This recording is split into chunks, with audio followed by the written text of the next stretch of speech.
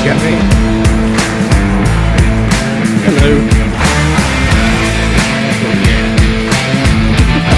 Are you guys doing Spain? Well, that's Spain. What happened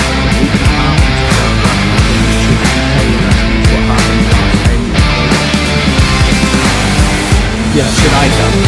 Yeah. So last time we recorded, we started off where my microphone didn't work. I still don't know why my microphone didn't work. I eventually got the microphone sorted, and then all of a sudden the internet started. And then once I got the internet, half the recording just didn't show up. I have no idea what happened. I imagine someday that you pick something and might be able to cover somehow. But you know what I'm right. I am right. Yeah. That's it.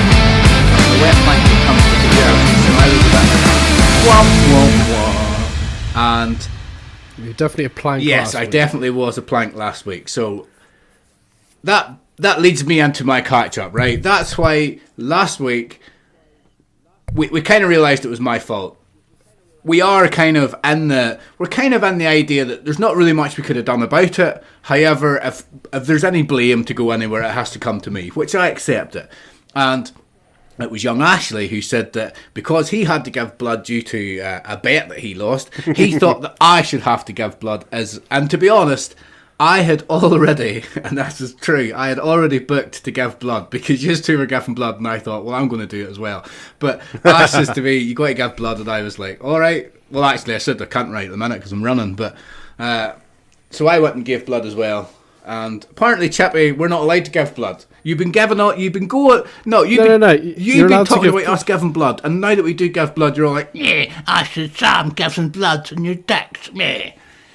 Go on, have your little run. The issue I've got, the issue that I've got is that you both took pictures of yourselves giving blood and put it all over social media.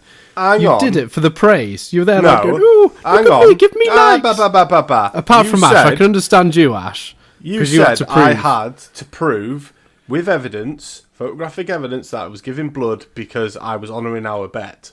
Yes. That's fine, but Sam was taking pictures of himself, right? Give me likes. You're saying that. You're saying that, but Ash sent a message, and you agreed with him that I should do a forfeit for messing up last week's recording, and we were going to be talking about this on this week's podcast. So if I had given blood and not put it on social media as a forfeit, then you would have been like, well, it's not on social media, so we don't know if you've done it. The question I'm asking is, why are you so reluctant to put pictures on social media? Makes me think that perhaps you haven't given blood at all. Or else maybe it's because you're scared in case the authorities find out that you've got fucking AIDS or something. Because you lied in your little form. Have you had a sickness in the past 4 weeks? No. Tick no, even though you had a runny nose and man flu. And it's all on the podcast. I don't think a runny nose is a massive issue. I think it is. I think your blood is tainted. Tainted blood. No. But Sam, you were wearing like the world's smallest T-shirt when you gave blood. You keep keep telling me how small that T-shirt is. He was flexing. You could see he was flexing like on that photo. Well, of course it was. Look at me, I'm giving blood. Oh yeah. I could have lay there comfortable with my belly out, or I could have perked myself up a little bit and pushed my chest out like I did. You want to try it sometime, Ash? It's called Pride, for fuck's sake. Go to the gym and try it. No, I like my titties. And anyway, another thing, Chippy. We've talked about giving blood quite a few times in this pod, and it's well known that not enough people are donating blood, and it's needed. It's needed. People need to donate blood. Yes, it is. That's why we need to be putting it on social media. If you give blood, you need to put it on social media, because that one post, if your one post encourages one other person to give blood, you have just saved 6 lives, not 3 lives, 6. So stop being so miserable. Share the love. Well, yes, I'm all for everybody else giving blood. That's fine. Just don't put it on social media looking for praise. I didn't put it on social media looking for praise. I put it on social media to push the message of giving blood. That's why I put it on social media. I said to the lady, I said to the nurse, can I take a picture? And she said, by all means, please put it on social media. Let as many people know. We need donors. That's what she said to me, and I was like, yeah, fair enough. They actually want you to put it on social media. They want you to put the message out there. Fair so enough. Put it on social media. On you go. Unless she's not giving blood at all. I'll tell you what then, if you're listening, I've given blood plenty of times and I've sent you the evidence. Anyway, if you are listening to this pod, go and give blood and put it on our socials. Yes. That's a good Tell idea. Chappie. We want to see your Tell blood. Chappie to, And maybe... no, I was going to say maybe we could send out a mug to anybody, any new donors. no, I'm but not doing that. That then Get cost fucked, us I'm not money. doing that. That costs us money.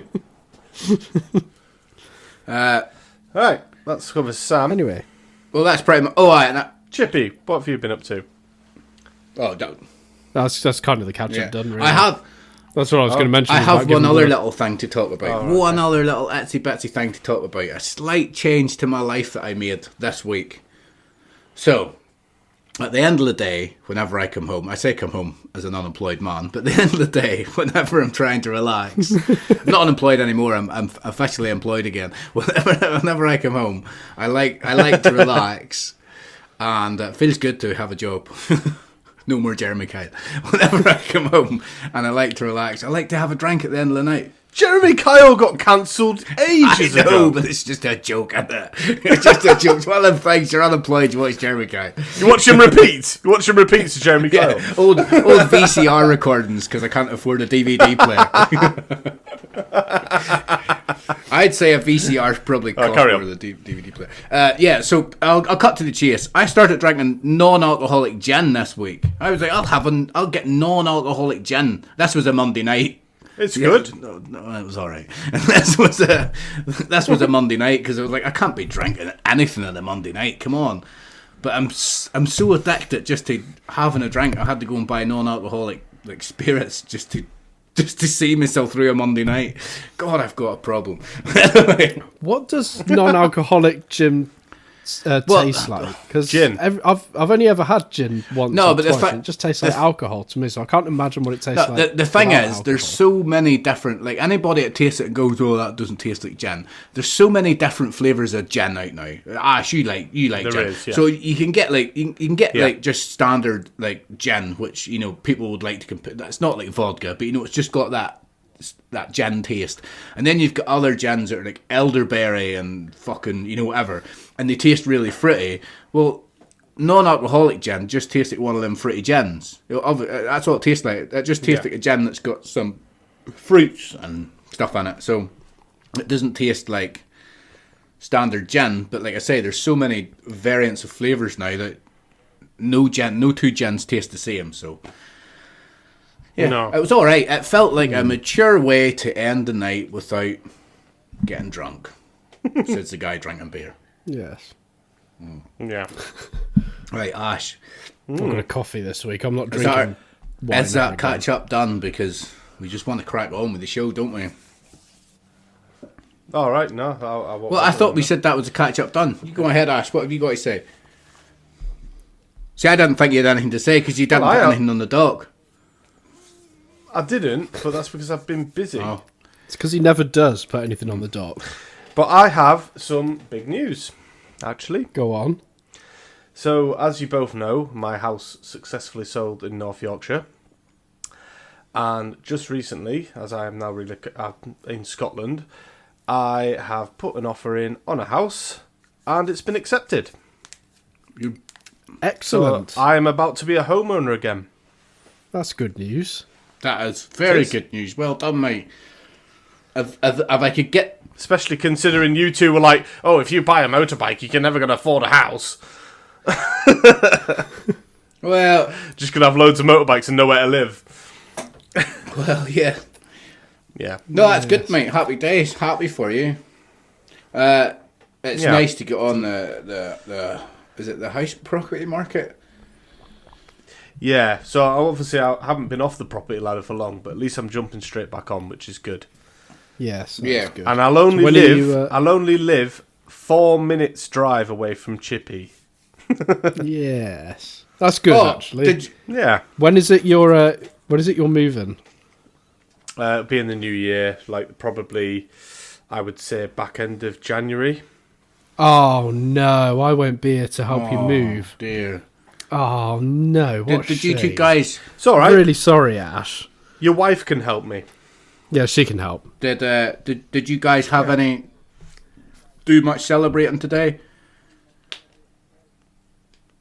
Celebrating? Did you do any Today? Oh, yes, it was St. Andrew's Day. I today, thought wasn't because it? of how much you two pretend Scottish, like to live in Scotland, you might have liked the fact it was St. Andrew's Day. Ash hadn't a clue. Oh, what? No. No, I'm a Scooby. Not a Scooby. The only Who's St. only Andrew? saint people know is St. Patrick's Day, and that's because you get pissed. That's the only one people know about. St. George. St. George's When Day. is St. George's Day? Exactly, but that's my sometime. point. When's St. Patrick's Day? It's like the start of May. You know rightly when it is. You're just pretending you don't know. I genuinely in don't March. know. Is it March Yes, the 17th? Third of As March. March the 17th, yes. Oh, right, Ash, your, okay. Sorry, I Ash, your didn't general really- knowledge is shocking, mate. It's absolutely shocking. You don't even know it's St. Patrick's Day. Well, yeah, it is. Yeah. No, I don't. No clue. Right. I don't like St. Patrick's Day for a certain reason, so that's why I don't think about it, I suppose. I love St. Patrick's Day. It's class. Far better than other saints' days. Yeah, that's when I met my ex 9 years ago.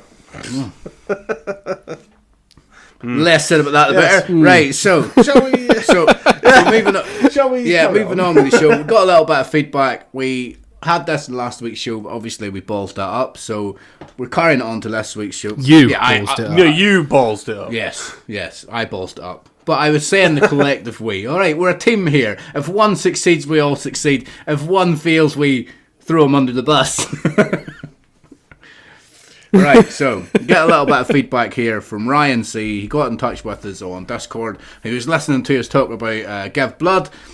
He said, listen to this week's podcast, and I've reminded me of a funny story about giving blood.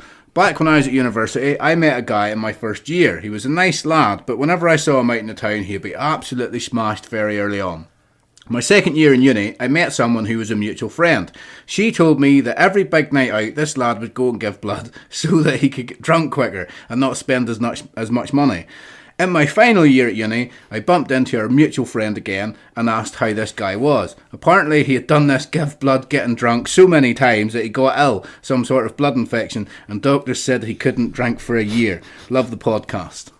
That's from Ryan C. So, Well, thank you very much, Ryan C. giving me ideas. I never thought about that before. I had never thought about, if I give blood, I'll go out and drink a beer and get absolutely wasted really quick. Yeah, but hang on. It says there that he got a blood infection and he couldn't drink for a year. No, but I'll only do it. Great idea. That, so that's isn't it? not. It's not a good idea Yeah, to but I follow. said he that. did it lots of times. I'll maybe just do it once. I'll just do it the one time. Oh my days. You get drunk really fast anyway. Only Yeah, because you you do. neck everything. I do. I like to down drinks. I can't help it. I can't drink slow. Well, if I'm sitting right, And then I'm sitting rides like a home race. rides home pissed on his push bike and he smashed his head on into a car. That was funny, man. That was whenever I brought Woo. was it like a litre of gin and I drank it in about 2 hours. I was wrecked. Yeah, literally. And you were like, I'm going to go home.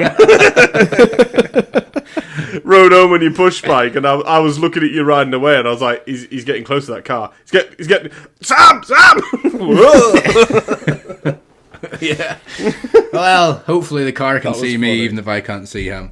Right. Thanks for the feedback, Ryan. We appreciate it. It's class to get people getting involved. The more the merrier. If you're listening on YouTube, guys, you can like, subscribe, you can hit the notification bell. That way you won't miss an episode when it comes out. If you're on Spotify or Apple Podcast, you can rate us by leaving us some feedback on there, giving us 5 stars. And you can get in contact with podcast@bigbadbs.co.uk. Or like Ryan did, you can join our Discord, which socials will be down below, either on YouTube or Spotify or wherever you're listening. There'll be a link there to join our Discord and you can get involved with our conversations. Right. Ash, do you want to tell us what's coming up in the show? Yes, I can do. So coming up on the show, we'll be having a quick catch up. And Right, we've already done that. The final MotoGP race. Oh right, well, all right. Yeah. Fuck me then. A look back at the final MotoGP race in Valencia and briefly talk about the end of season testing. And before we sum up this season's motorcycle racing, where we will discuss what we all feel was the season's highlight. And there will be a bit of news, according to Chippy. There's a little bit of news this week. Actual news. And we will, when I say we're summing up what we feel was the season's highlight, we will also be doing our awards ceremony, will we not? Something like that, yeah. So we've got like a MCN always come out with like a Rider of the Year. We kind of thought we can do something along that. But then it grew legs. The idea was my idea was we'll do Rider of the Year and we'll just nominate who we think Rider of the Year is. And I put it out for everybody, for you two guys to also nominate. And we've ended up with Race of the Year, which I like, that's good. Brit of the Year, which I like. We've got Young Rider of the Year, Rider of the Year.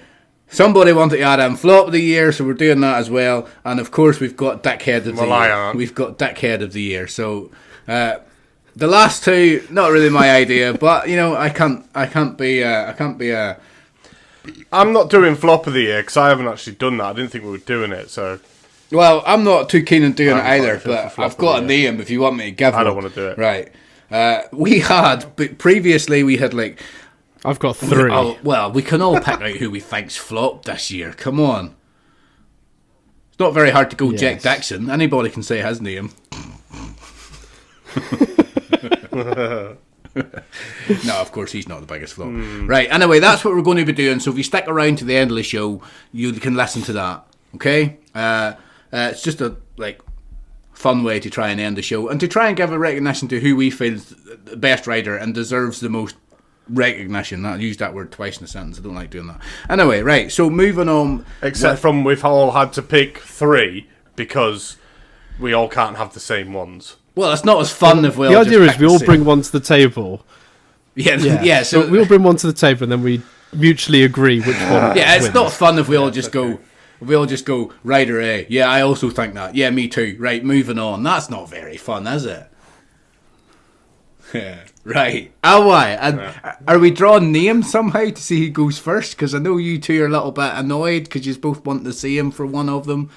Right. Well, Sam, what you can do is you can get the wheel of names up with all our names, and then you click that, spin it, and whoever it lands on, that's who gives the first. All right. Well, because I don't trust Chippy to do it because he'll rig it. Do you want to read the news first, or will we talk about last week's race?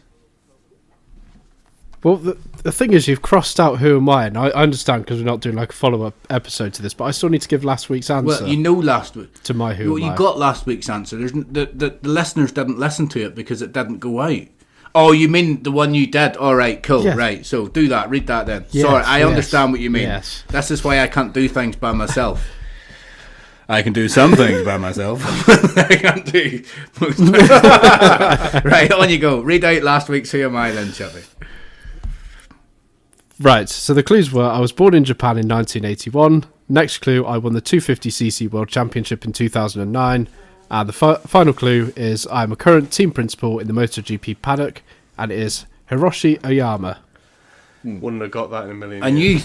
I think he's Honda Team Asia. You thought, Chippy, I was going to get that, but to be honest, that was 2009, and like I said this last week, I'll say it again for the listeners.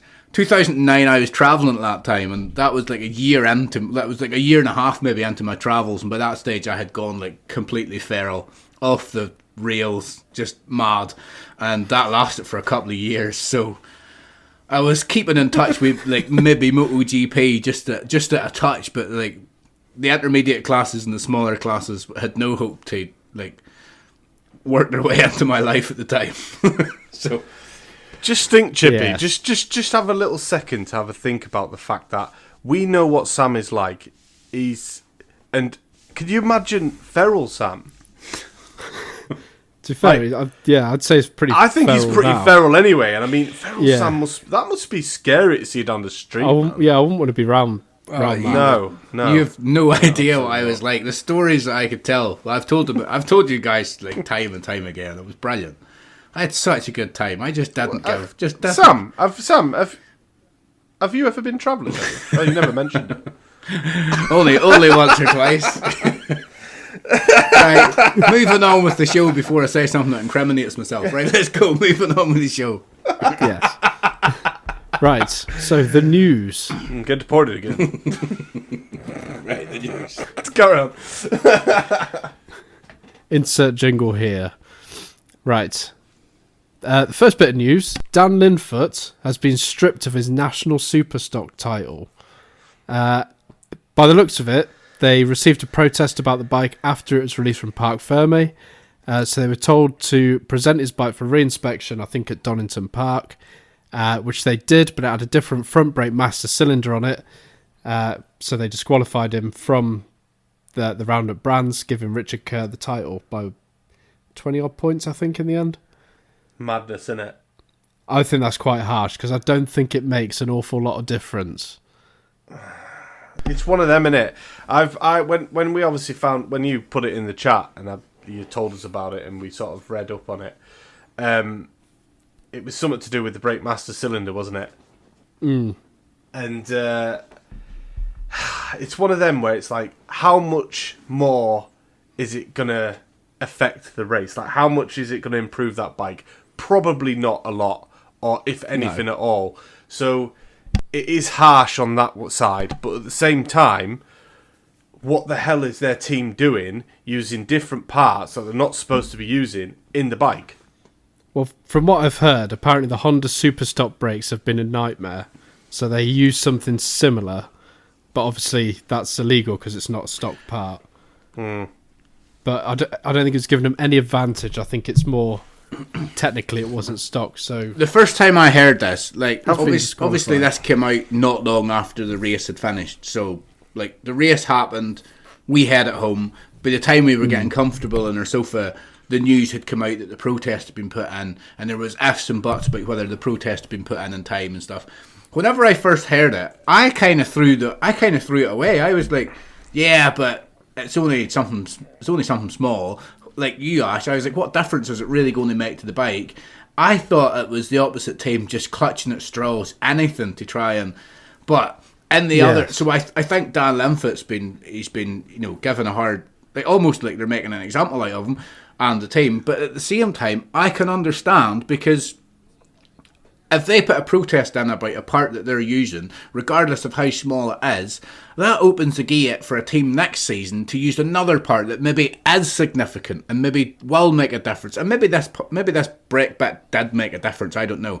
But it opens the gates for another team next year to use a more significant part that will change the bike. And then if they say something, they can be like, well, you didn't say anything to Dan Linfoot and his team last year and they won the championship. So they almost, as soon as the protest was made, I guess they almost had to do something.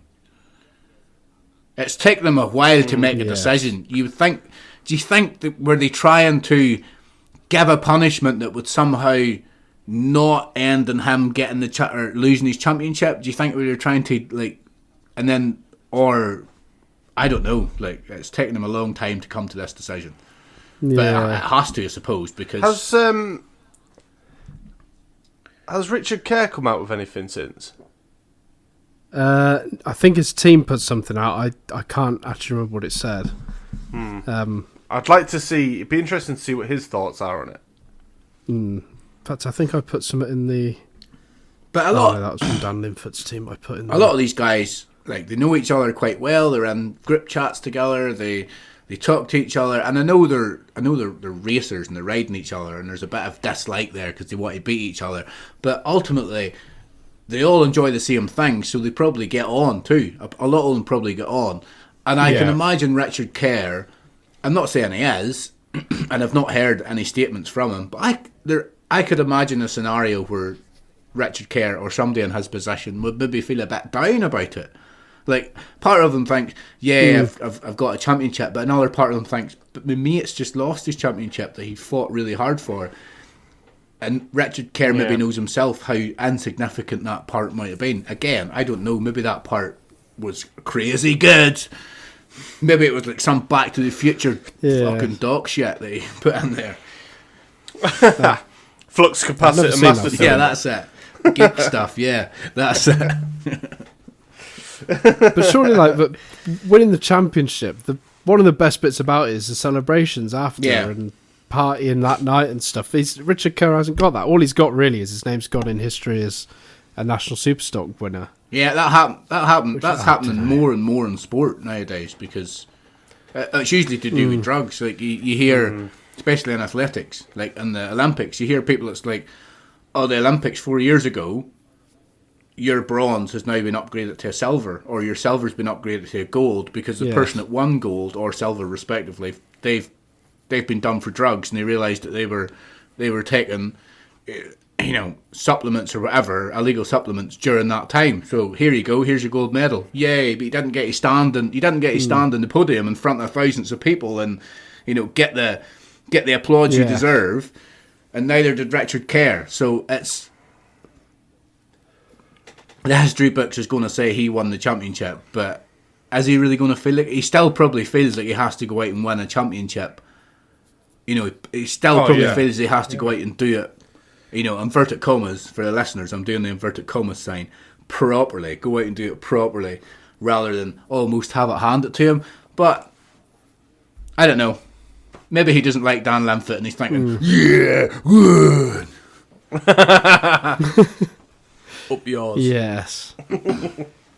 So the next bit of news. RNF Aprilia will not be on the grid in 2024 after the FIM, ITRA and Dorna rejected their 2024 contract. However, talks are underway for Trackhouse Racing, owned by Justin Marks and Pitbull, to take over the running of the team, keeping their 2 riders for next year.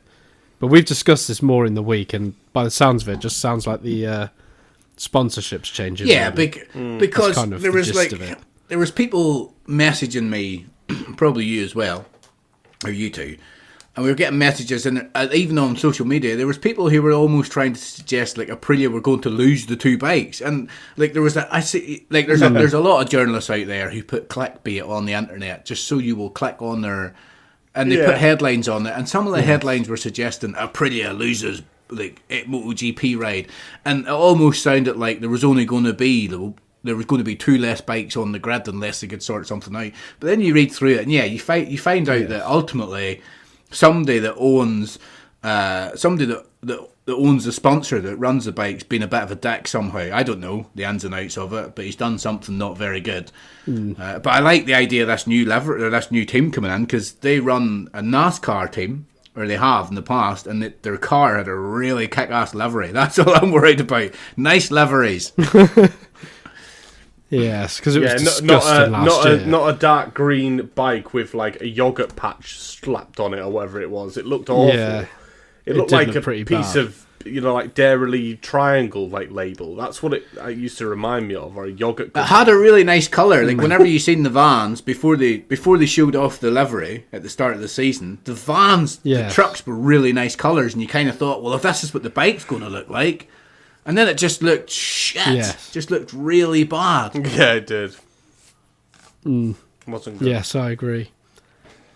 And the third and final bit of news I've got is Joan Mir will work with Marc Marquez's old crew in 2024 at Repsol Honda. So hopefully he'll have a bit of improvement next year. Yes. I think Joan Mir's improvement isn't going to come from the bike or the crew. I think Joan Mir's improvement has to come from himself. And that's not to say that he's not a good rider. Yes. But I think this year especially, he's been in a bad place. Obviously, I don't know him. I've not spoke to him. I've read a few of his statements that he came out with, and he felt like he was going to retire at one stage. I think Joan Mir really struggled this year, and I hope he can pull himself out of the weeds. And yes, I do as well. Really, because I've got nothing against Joan Mir, but he's just become that crasher guy, hasn't he? Yeah, but we all know what it's like whenever you're getting up every day and doing something that you hate. And what's even more annoying is if it's something that you actually really enjoy, but you're disliking it. You're getting up every day and you're going to do something that you know you love, and it's like, this is my hobby. I love doing this. How has this turned into something that I absolutely hate doing? It's like this podcast. It's like my hobby. I love it, but for some reason it gets to like a Monday night and I'm like, oh, for fuck's sake, I've got to do this fucking podcast again. I never knew you felt like that, Sam. I thought it was just being chippy. Why the fuck did I ever start this thing? I've got to do it all over again. I didn't think. You know what? That's the first. I've never actually thought to ask him of this, Chippy. But me and Chippy have felt like this for ages, and we never actually thought you felt like this. We all just thought you were so happy-go-lucky about it. Well, I am. But... See, I'm alright once I start it. It's just like the hour before, and you're just like, oh, I can't be arsed. Yeah, it's like whenever you get messages. I literally had. So whenever you get messages, Literally had friends what over time earlier. will we go to record at? And it's like, I'm halfway through wiping my daughter's arse at the minute because she's got shite halfway up her back. I can't really be focusing on when we're recording, alright? I had friends over earlier, and they're like, "Oh, so what are you doing this evening?" I was like, "Oh, I've got to do this fucking." They were like, "Oh yeah, how's it going?" I was like, "Thank fuck, it's the last episode." But, ladies and gentlemen, we love doing it. Really, we will be back next year. Yes, we do. We think. Yes. No, but I imagine that's how Joanne Mir felt this year. I bet like that. Obviously, his career and what he's doing probably holds a bit more weight and a bit more clout and a bit more significance to our shitty little podcast. But I can empathise a little with how he's feeling. So hopefully next year, what he really needs is to come out next year, or even in the test, he needs to come out and get a really good result and just give himself some confidence. And for Honda, yeah. And if he fancies coming on and being a guest on the Big Bad Bike Show, he's more than. And hopefully Honda pull their figure out and do something with the concessions that they get. Yes, hopefully they do. And Yamaha. Right. Anything else? There's just a few confirmed rides. I'll quickly go through them. Luca Marini has completed a move to Repsol Honda.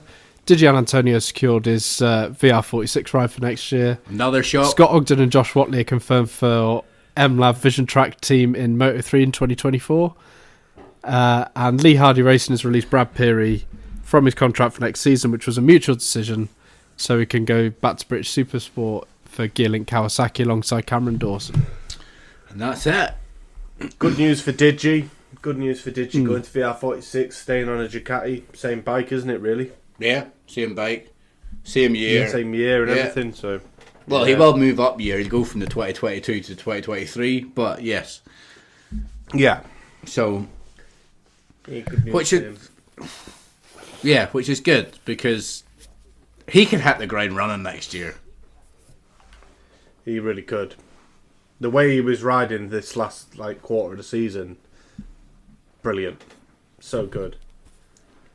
Yes. But he won't have the same crew chief, as we all know that Marc Marquez is getting that crew chief, so...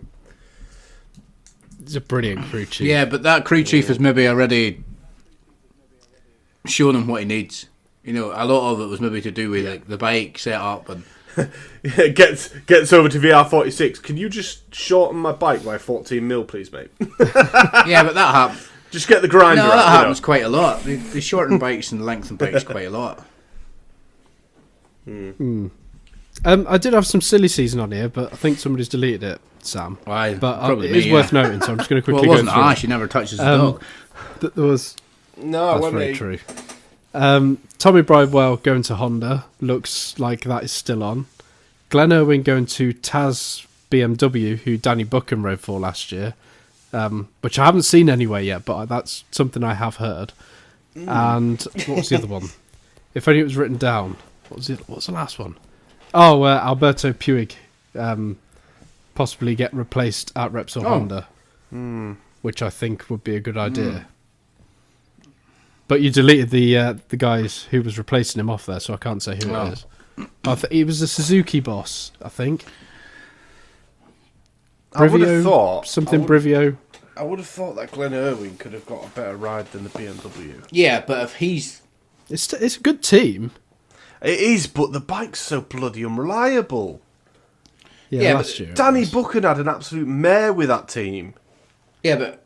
Only last year. The year before he was class there. Yeah, but Chappie, you made a good point. I don't know if it was on the podcast or if it was on our group chat. You made a good point. You said that it's a bit up in the air as whether PBM's going to be running next year. Even, I'm pretty sure they are going to be running next year, but there's maybe some things that's up in the air about, getting everything transferred over, or I don't know the ins and outs of it.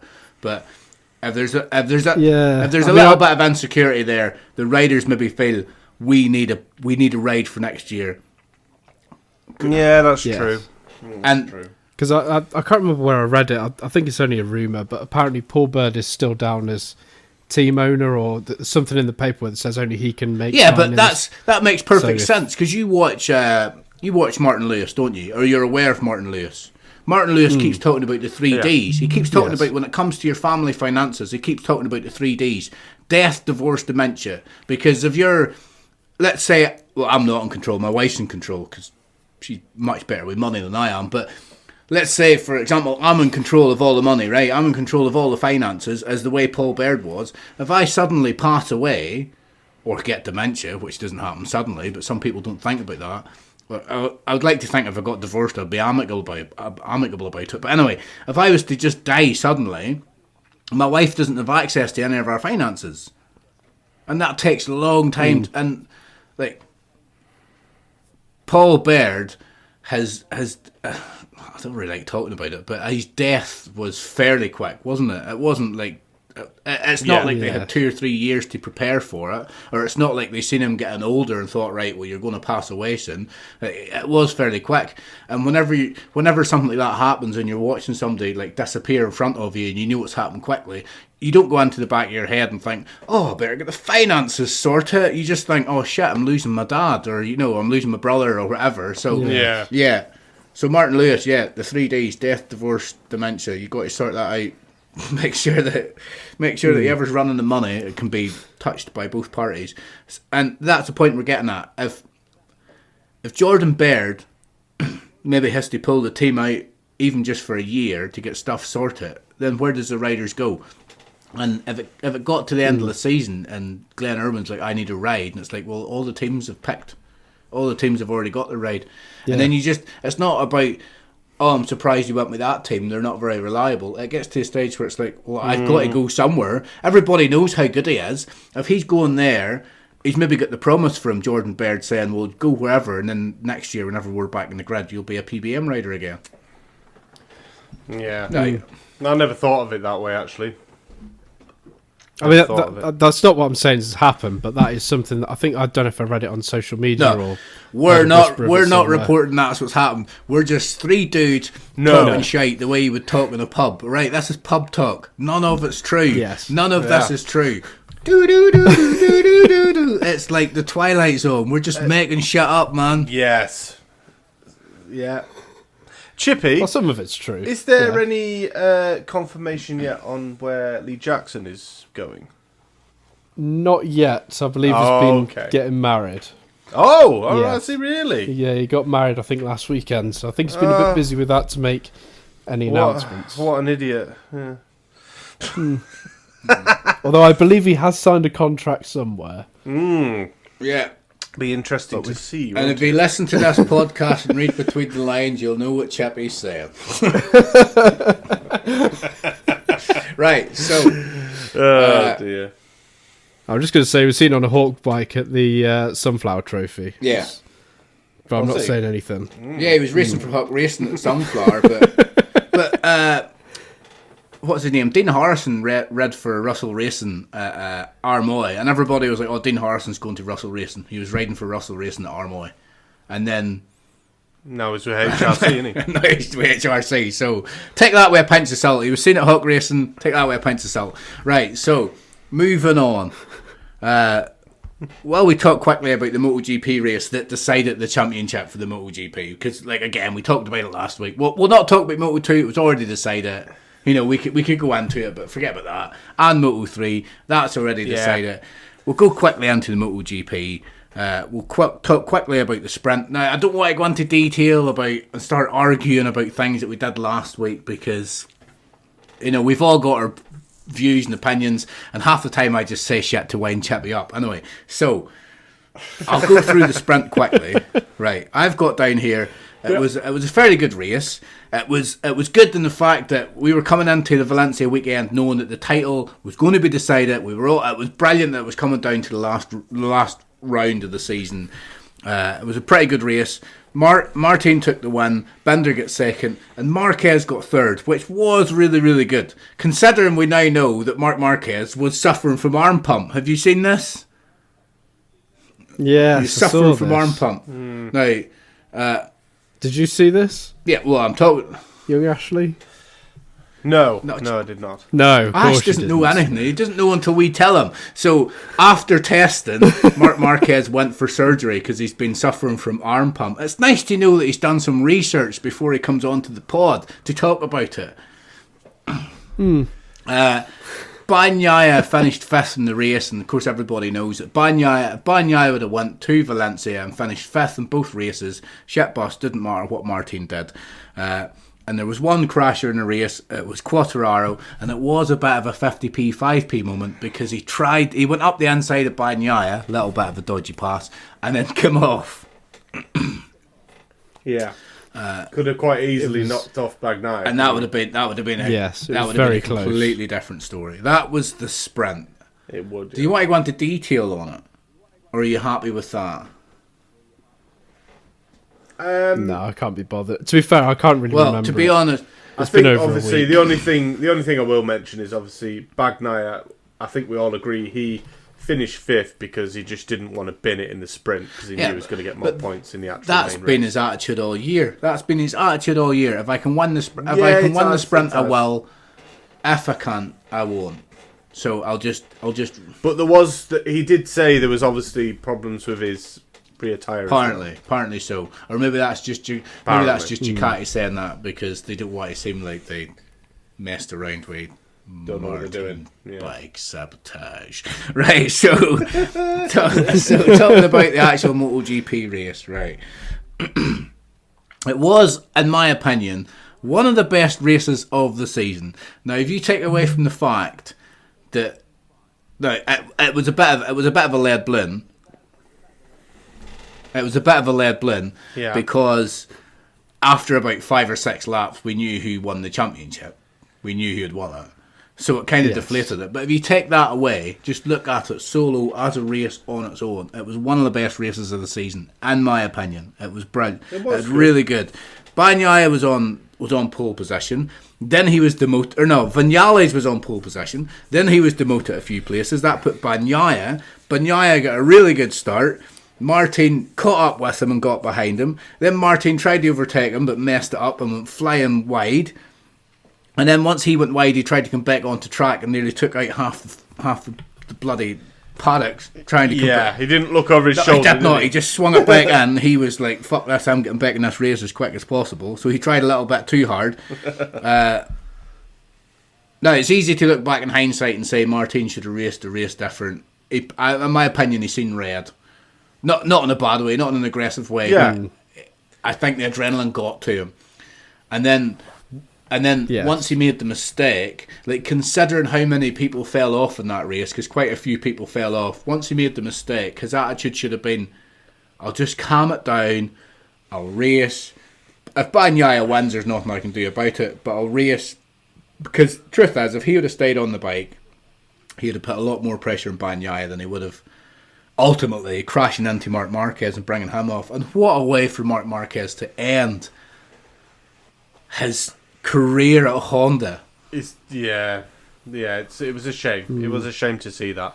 And he came down hard as well. I was thinking, shit. Yeah, I was worried he was hurt. I was as well. I thought, oh my god, he's riding the Ducati on Tuesday. He's not going to be doing that. But luckily, he was not too scathed. To be honest, I think I know it was a big deal.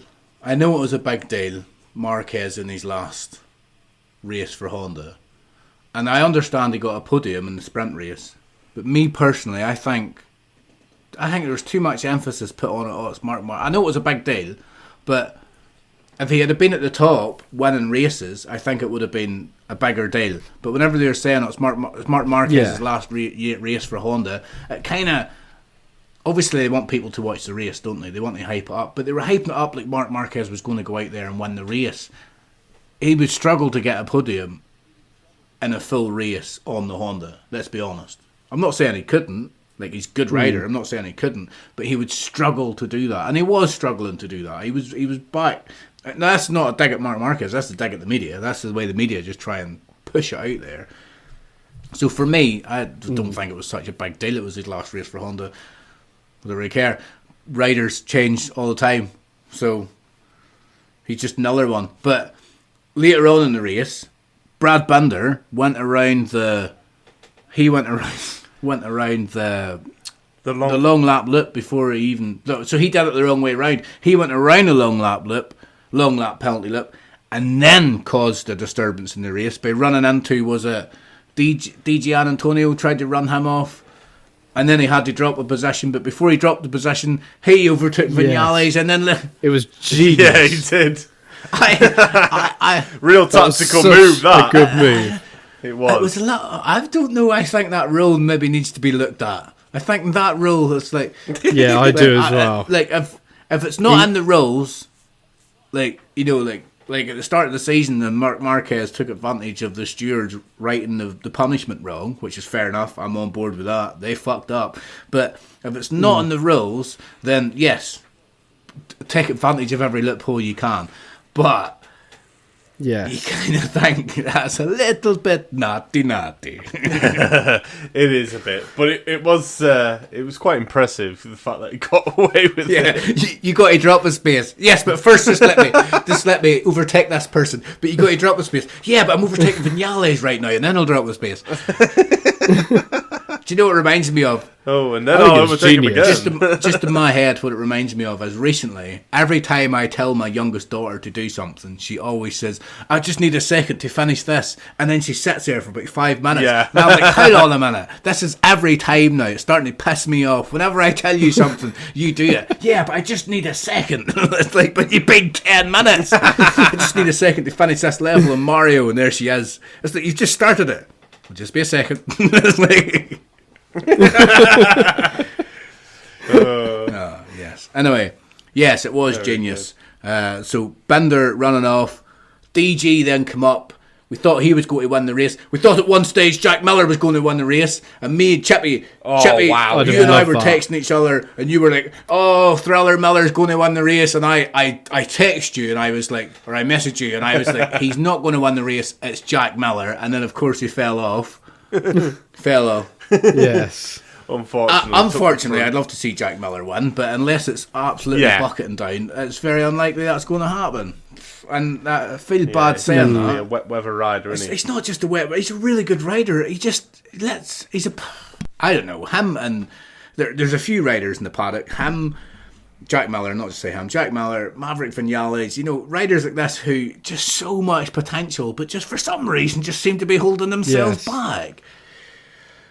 DG Antonio, we thought he was going to win it. Then, lo and behold, Bagnaia won it in style, took the win. DG got second, didn't he? Brad Binder got third, but then DG Antonio had too much tyre pressure. Fuck that tyre pressure rule. He was put back to like 19th or something, I don't know. And that was the last MotoGP race. There was quite a lot going on in that race. It was a good race, but it was a bit deflated with the fact that the title had been decided after about 6 laps. Yeah. Do you want to go into it in any more detail? Have you got any little points you want to make? Chappie, I'm looking at you. Anything you want to say? No, I'm not making any points because it's over a can of worms. Chippy's ready for bed, isn't he, already? It's like... In fairness, I have been driving all day today. Oh. I've been in Yorkshire all week. Yes. Oh, God's own country, that. It was so bad. Oh, piss off. It's always dirty. No, you can fuck off. Harrogate is the fucking jewel. Well, I wouldn't say. They say that Harrogate is one of the jewels of fucking North Yorkshire. Personally, I think York is the heart of North Yorkshire for me. I love York. But I stayed in Harrogate. I didn't think it was that nice at all. Yeah, but you probably stayed in your room and just touched yourself. I went out a couple of times. Where did you go? Did you go to Nando's? No, I didn't go in the end because I'm antisocial. The only time I actually left the hotel was to go to the car this morning, and the other time was when I brought my bags in from the car. Oh, what? When you were walking to the car and it was cold? It was freezing this morning. There was snow everywhere. Yeah, well, you walked outside in just a jumper, didn't you? So whose fault's that? Yeah, I did. Ash, I'm going to be honest. I hadn't a great impression of Yorkshire to begin with, but if you're telling me that York's the best they got to offer, then no, it's not very good. My experience of York was all right, but it wasn't any better than any other city I've ever been to in England. Not any better. They can't even do chat butties. Here we go again. The chat butty story. Oh, they can't do chat butties in butties. York. Yeah, they can't, because you're getting chip butty in the wrong fucking place. I've told you this. You just said how good York was. It's brilliant. It's all right. I love it. It's all right. It's no different than you could plunk yourself in any large English city and say this is, and they're all the same. They're all the same. Nah. I've been to parts of Birmingham that were better than Harrogate. Shut up. The best night out I've had in England, and this is going to sound so like, ugh, for fuck's sake, but it's true. The best night out I had in England was probably in London, and it's like, out of all the places I've been to, London was probably the best night out because it was with a local. It was like with a bunch of guys, and one of the guys was from London, and he was like, I know where to go, and he took us to these pubs. And he had all his mates were there, and a lot of them were like young lasses as well, because his girlfriend was there. And we had such a good fucking time. Went into this one pub, and they had a Super Nintendo, and they had Street Fighter like blowing up on the wall. And then one of us, wasn't me, but one of us broke the controllers. Wasn't me. And then that was the end of that. But yeah, it was such a good time out in London. Brilliant.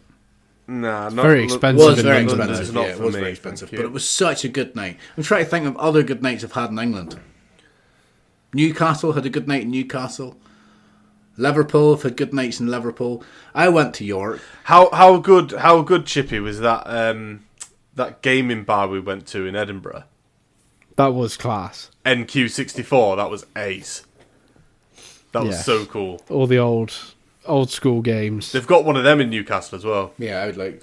They need to get. Is that the one of the ones where you just pay a fee and then you go in and use whatever you want? No, you can go in and you can pay for tokens for like Time Crisis and stuff, or they've just got like like a SNES and a Nintendo 64 and a PlayStation all set up with different screens, and you can get different like gaming cocktails. Like I got Crash Bandicoot cocktail, which was pretty. There's cool. there's one in Leeds, and I think there's one maybe down in Cornwall, and there's a few around the country in places, but I'm pretty sure there's one in Leeds. But you go there. Yeah, that's the big one. That's the biggest one in the country. You pay like 20 quid or something, and once you go in, everything's free. You just use everything as the way you want it. You don't have to queue up, well, you maybe have to queue, but you don't have to go and get change and pay for it. You just pay 20 quid and go in and you use whatever you want. I'd love that. It does look good, that. Yeah. Right, we're digressing. We had a little break. I've poured myself another beer. What are you drinking tonight? Well, the shop closest to me only really sells Brewdog. That's all they sell. They've got about 4 or 5 different types of Brewdog, so more Brewdog. I just keep packing different ones. Unless you just want to drink like electric beer, like Carlin. I can only drink so many Peroni and Birra Moretti. I drink them all the time. So, but this one's better than that other Christmas crap I had. Remember that Christmas one? I'm sorry, but I couldn't drink Carling. I don't think you could pay me to drink Carling. Look, I would drink a hobo's piss if there was enough alcohol in it, right? Well, we know that. But like, it's not famous. I've not famously said it, but it feels like it should be famously said that no beer tastes bad once you've had 2 or 3 cans. You just got to get through them first 2 or 3 cans, and then they start tasting nice. Especially if you drink them really fast. Right, let's move on with the show. What is the next bit of the show? Let's move on. What is it? Because it's all a bit all over the place. Well, it's the last one. We're not really doing the Who Am I the same way we're doing it, and I think we're getting to that point where we should start talking about what we feel was the biggest highlight of this season. What are you shaking your head at, Chippy? Yes. Because I'm just looking. Ash has just noticed the question down the bottom, and I've just seen what answer he's put in. It's so predictable. So predictable. Well, sorry for picking something. Well, yeah, that's Anyway, what were we doing? Sorry, the highlight of the season. Right. Without going this is more of to myself. Without going into a great big spiel, because we will do that later on with race of the year and stuff. Without going into a great big spiel.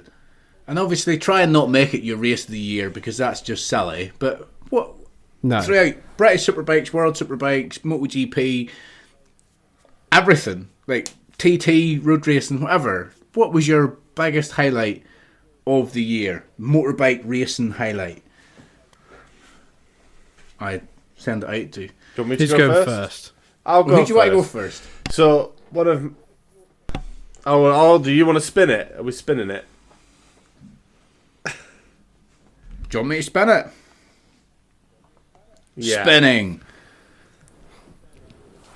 Let's see who's going to land on. It's going to land on Sam. Me. Sam. I go first. Right.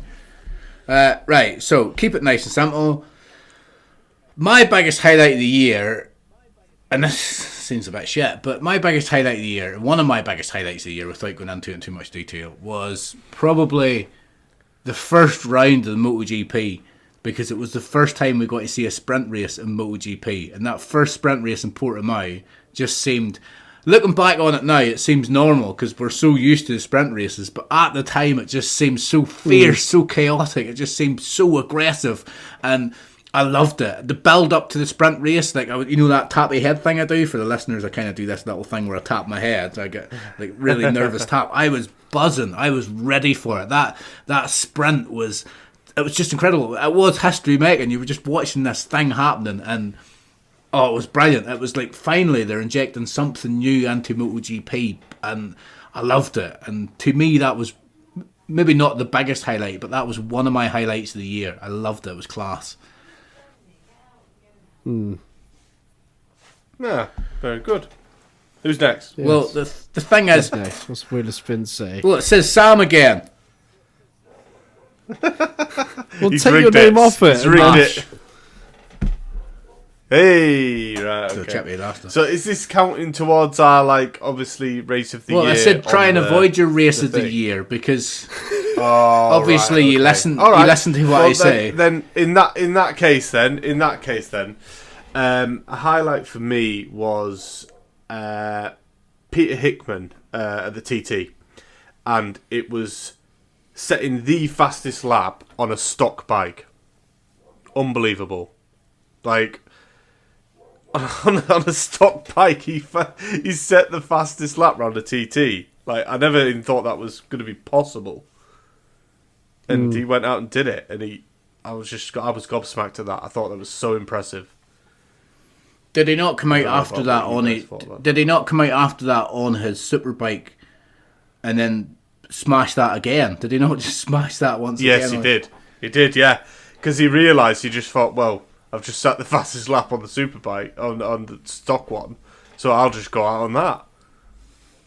And did it again. And that was my highlight. No, that was of the year. I class. thought That was really class. impressive. That was really, really impressive.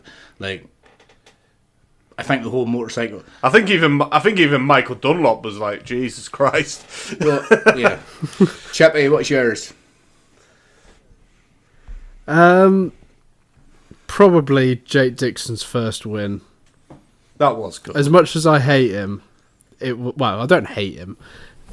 Wow. I'm not a massive fan of him, but when he got his first win, I must admit I did have a little tear, Yeah, I was quite emotional at and that.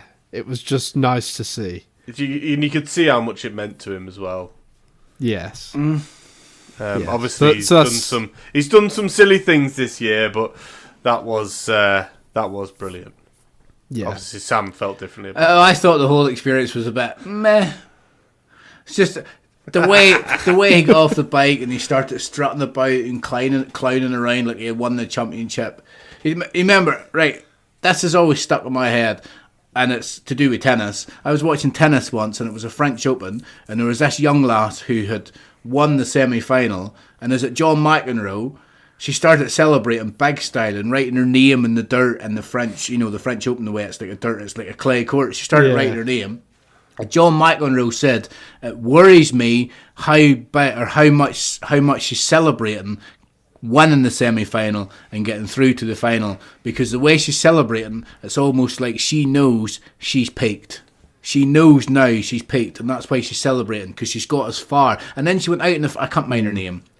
Sorry about that, I can't mind her name. It was a few years ago. But she went out in the final and got destroyed in the final. And John McEnroe went back to that and said, she peaked at the semi-final, and that's why she celebrated. And whenever I seen Jack Dixon celebrating like that, it was almost like he's celebrating so hard because he knows he's never going to get the chance to do this again. And if he does, it'll be very rarely. So I didn't have a little tear in my eye. I just thought, well, we just seen the best of Jack Dixon. Bye-bye. That was it. But that's your highlight. Fair enough. You enjoyed that bit. It was nice to see a Brett win. It was nice to see a Brett win a race. But he wasn't the first. Sam Lowes won a race earlier on that year, so he's bitter. Right, so that will bring us on to what we're going to, why we were supposed to record tonight, but then we had to add bits in because we fucked up last week's recording. Right, so we're going to go through the race of the year. We're going to talk about Brit of the Year, Young Rider of the Year, the Rider of the Year, and are we doing Dickhead of the Year? You happy to do? Yeah, we do Dickhead of the Year, and we'll forget. I think just scrap flop of the year. The reason we're scrapping, well, because you couldn't be bothered to prepare an answer for that one. No, because I'll give Ash his dues. I was very adamant I didn't want to do flop of the year, and Ash, and then I said, look, if you really want to do it, we will do it. Fuck it, but because I don't like to be a dictator on the podcast, but disgusting. Ash is not prepared for it, and that's fine because I don't really want to do it anyway because I don't like shitting on people. It's not nice. So, but Joanne Mir would have won that one anyway. Yeah, probably. But I was thinking Iker Lecuona because he sucked in 2 championships. So that's why. Yeah, that's true. I did have Honda as my second one. Fuck off, both of you. I think it's safe to say the biggest flop of the year was just Honda. Full stop. That's it. Honda's the biggest flop. Yeah. Everything to do with Honda. Everything to do with Honda. Apart from the Mark is it the Super Stock, the British Super Stock Championship, just like a Honda Cup? Is that one? I'm pretty sure it's just like a Honda Cup. Yes. Right. We're going to go on to Race of the Year. Do I start with Race of the Year? Do I start with Race of the Year first? Yes. Right. Go on then. Need to do the wheel of spin. You need to do the wheel of spin. Do the wheel of spin. It's spinning. It's spinning. We're going to see who goes first. No. Me. It's always me. That's why the spin doesn't work. Right, anyway, it's me, Sam. Right. My favourite race of the year. Now, I've got a few. But ultimately, my favourite race of the year is the French GP. And it was the race, the actual race. Not the sprint race, the actual feature race. The French GP. That's my favourite race of the year. Do you want me to go into why and tell you why it's my favourite race of the year? Yes, because I can't even remember it. No, neither can I. Right, so to help you remember it, this is not the big highlight of it, but just to help you remember it. Remember Marc Marquez went out in Portimao and crashed, and then he missed a few rounds. He came back in round 5, and the round he came back on was Argentina. That's the round he came back on. Just to try and jog your memory a little bit. Right, anyway. I can't believe you don't remember this race. Right, so first and foremost, I probably will when you start explaining it. It was the French GP. It was historical because it was the 1000th race, the 1000th MotoGP race. Oh, yeah. The grandstands were packed. Like, the French broke records for how many people had come to watch that race. They broke records for how many people had come to watch that race. And then you got the race itself was absolutely phenomenal. Like, the French GP, Marco Bezzecchi won the race. And that was what put him in contention. That was what made him in contention to be a championship contender. And Jorge Martin came second. And Johan Zarco came third. Marc Marquez had been racing with Jorge Martin for second place, and then he just tried too hard. He was on the Honda that apparently didn't work, even though he could nearly get in the podium. Don't know what Joan Mir was doing all year, but Marquez nearly got in the podium, and then he crashed out, and that brought Zarco. But Bagnaia, it says DNF, so he must have crashed out that race, or else he had a mechanical. But the Ducatis didn't have many mechanicals, so. But anyway, he didn't finish that race, and it just set the championship alight. It was such a good race. You have to go back and watch round 5. Watch the French GP. I really can't remember it. I remember it being the 1000th race. Yeah. I just wrote down the French GP. I had it down my MotoGP app, but MotoGP app has now taken everything off me because the season's end. No, it was a really good. Zarco TNT. was. I can't get it in TNT. Zarco. Oh, maybe I could, because I've got that now. Zarco was running in fourth, but then he got promoted into the podiums because Marc Marquez had fallen off. It was such a good race. It was such a good weekend. It was brilliant. Really, really good. The racing was class. I'm surprised you don't remember it. I'm not really doing it much justice. I watched it the other night, and it's... No. I'll have to watch the highlights at some point. Right, who's next? Spin the wheel. Who is next?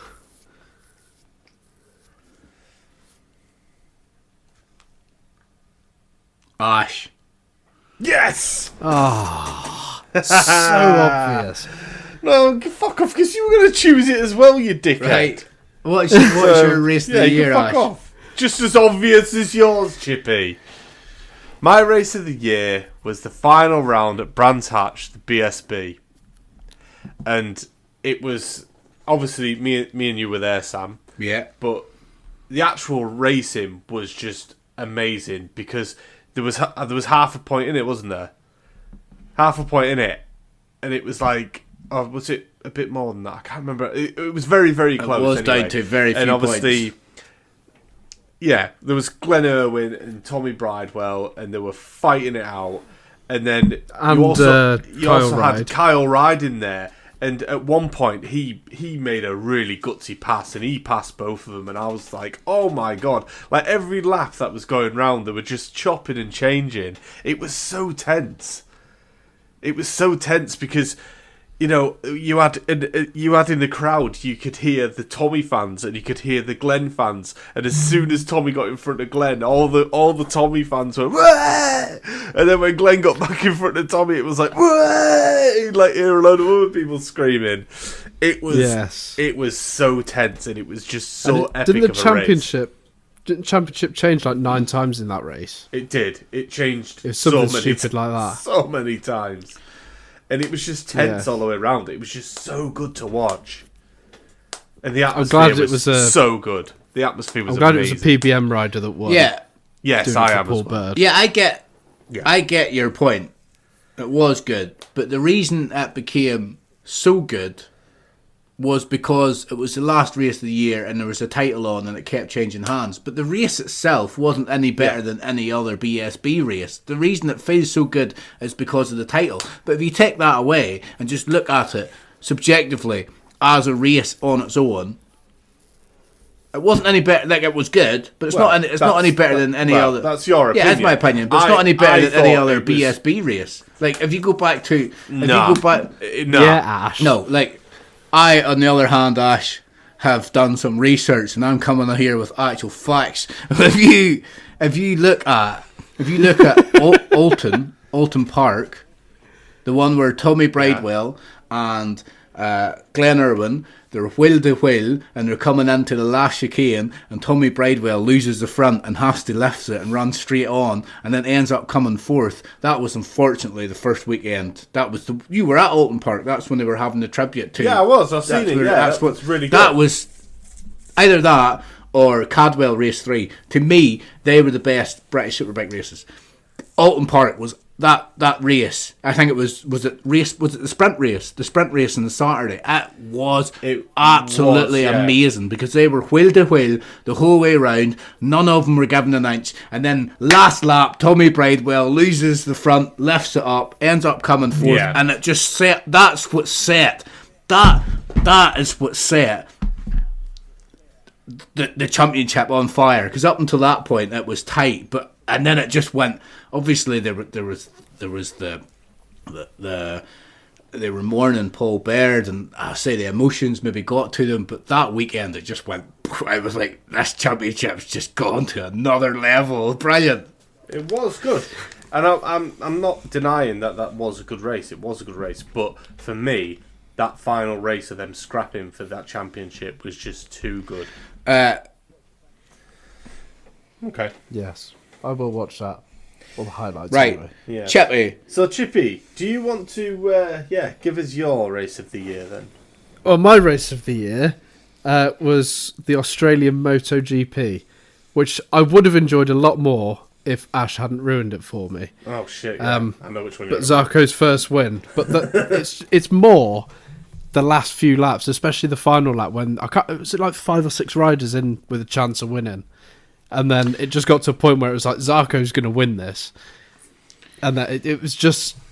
Oh, it was so good, but obviously I already knew what was going to happen because Ash is stupid and completely ruined it. Well, not for really. me, so... It was Sam's fault at the end of the day. No, it was your fault, and No, we've it been wasn't. through this. It was your fault. No, it was my fault you found out, yes. Yes, it was exactly, so Sam's it was your fault. fault. He ruined it all, basically. No. Well, not really, because it's your fault for going on social media without knowing Right, the let's- result. No, because we should have had a bit of a warning that we were going to start doing that, which we'd never done. Shouldn't on our page need before. to, really. Should do though.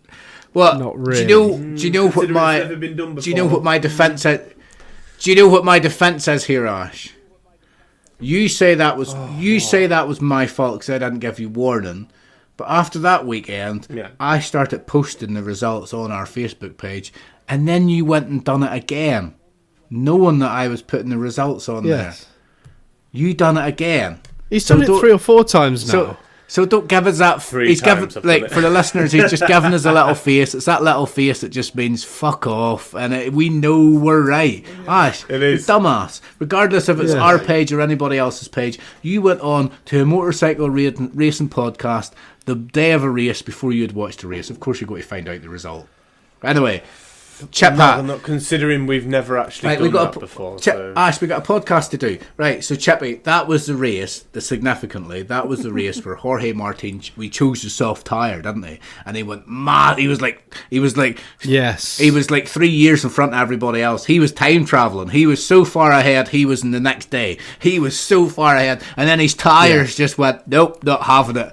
And he went down. I think it got to like the start of the last lap.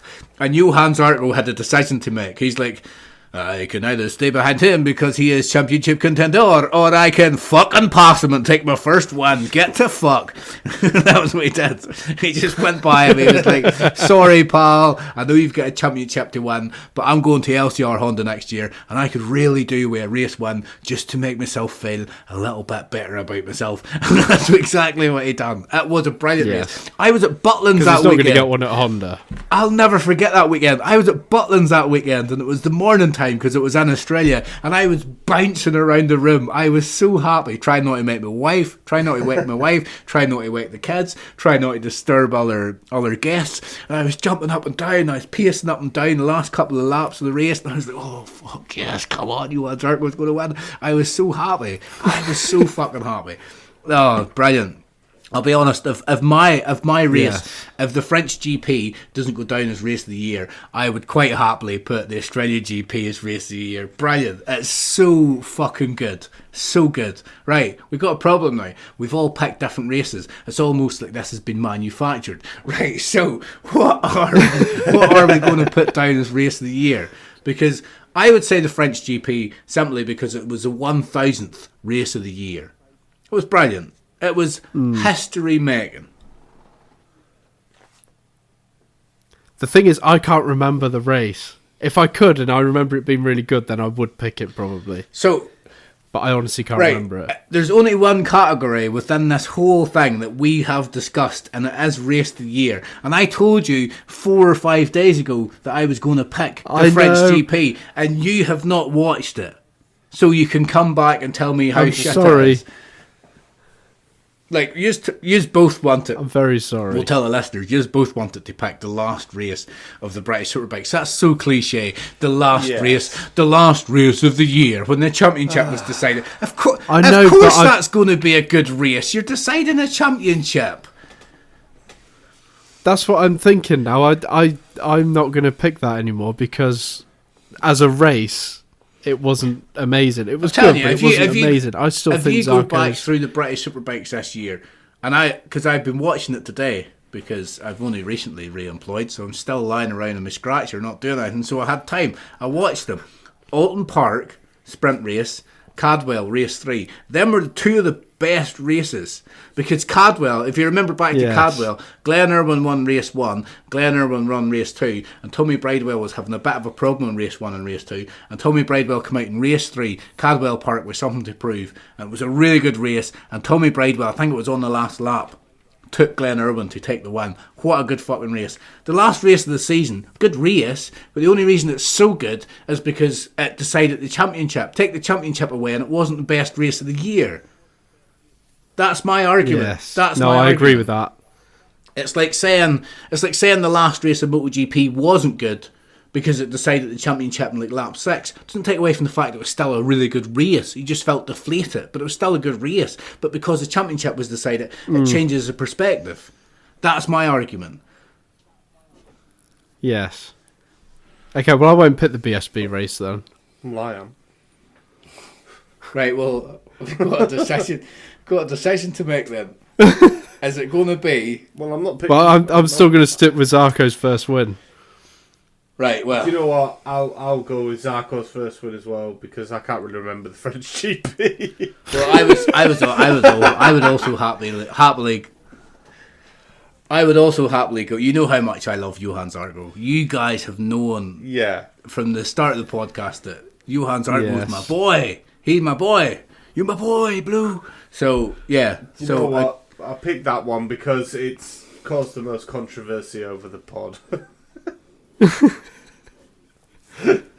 Of whose fault's who.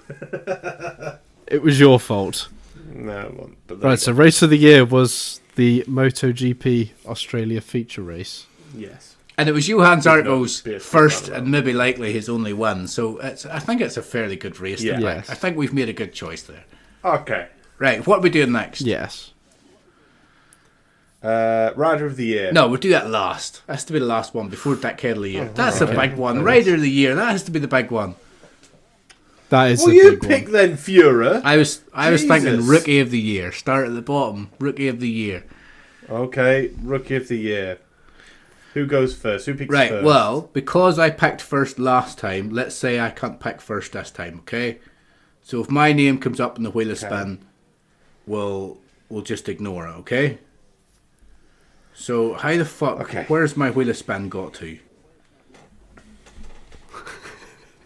Wheel of spin. Spin, not spoiling whatever that was. I'm going to hate changing names again. It's going to give me all these. Call it the Wheel of Spin. Okay, wheel of names. I have a feeling Chippy's got one of mine here. I've probably got two of yours. Well, I don't know. Right, spinning.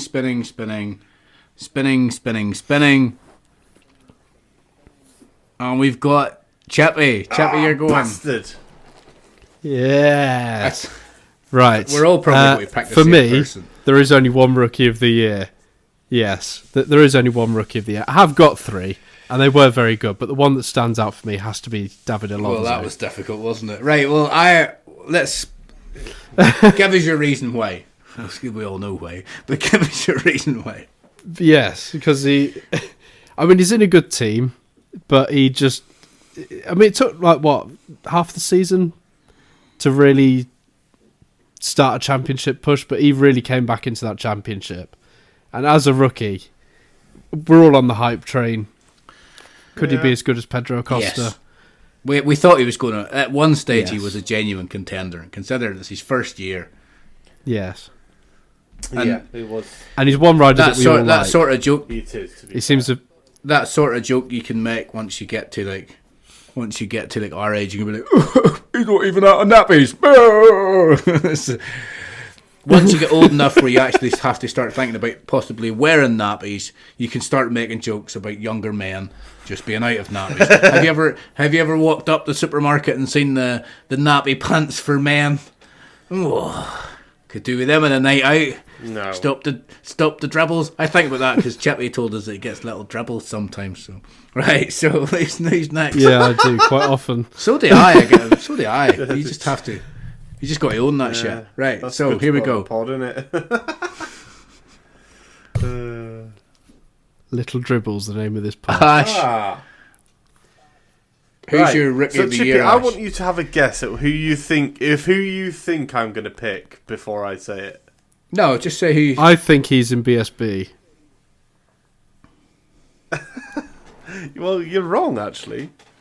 Ah, okay. It's not who I I thought it was. have gone with Danilo Petrucci. Okay. Oh, I don't know about that. Well, he's a rookie in Superbike. Do you know what? He's a rookie, and I think he's been doing. I just think he's done really well on that Ducati this year. Yeah. Yeah, I suppose for a rookie, He yeah, has. it's not been bad, especially You in know, World Supers. Considering it's his first World Supers, and he's been up there, way up there. He's had some podiums, hasn't he? He's had some podiums, and I think he's had a really strong year. So for me, it's Danilo Petrucci. And, obviously, coming from his background and the racing that he has done, I just thought he was decent. Yeah, I never actually thought of him. Well, I did think of him, but to be honest, I thought Danilo Petrucci would have done better in World Superbikes, so... Not saying I think he would have won it, but I thought he'd have done a little better. I thought he might at least won a race. He's come from MotoGP, obviously, but... Yes. Right. Yeah. My now reviewed Rookie of the Year, who I genuinely think is a contender for Rookie of the Year. I think he's been overlooked a little bit. He's in the shadow of David Alonso, but he's still a very, very good rider, and I think he's done enough this year where he could be considered Rookie of the Year. I am going to go with Colin Vire. He's been very, very good there. Oh, he was my second choice. Of course he was. Who else are you going to pick? David Alonso and Colin Vire. They've both been class. Like he's won a race. Yeah. He's won at least one race. I'm not sure. Has he won one or two? I think he's only won the one race, didn't he? When he should have let Suzuki win it, but he was like, fuck this, I'm going to win a race because I might not win another one. Yes. He's a very, very young rider. He may have taken a little bit longer to get to the peak than what David Alonso did, but it still doesn't change the fact that he's always been up the sharp end. It's not like he's just a rider who's always down the bottom who had one good wet weekend. He's always there. He's always performing well. He's always getting really well in the, what's the word I'm looking for, qualifying. He's always doing well in the races. He's won a race. Like, he's always up at the sharp end. So I'm going with Colin Vire. Yeah, he has been really, really well. That is a really good choice. That's who I think's Rookie of the Year. Who were your other two, Chippy? Just out of interest. So Colin Vire was my next one, and I put Charlie Nesbitt. I knew somebody would have Charlie Nesbitt. I only had two down. I had David Alonso and Colin Vire. That's all I had down. I had my two were Charlie Nesbitt and Max Cook. I had Charlie Nesbitt in my head. I had Danilo good, Petrucci in my head if I had to go that far down. Yeah, I had it. But I still think, out of all the names, I think it's a head-to-head. And even before we said this, I thought it was a head-to-head between David Alonso and Colin Vire. I already know which one I'm picking, so... Who are you picking? Should I? David Alonso. Yeah. It's got to be. Yes, I agree. I think we're all in agreement there, aren't we? David Alonso.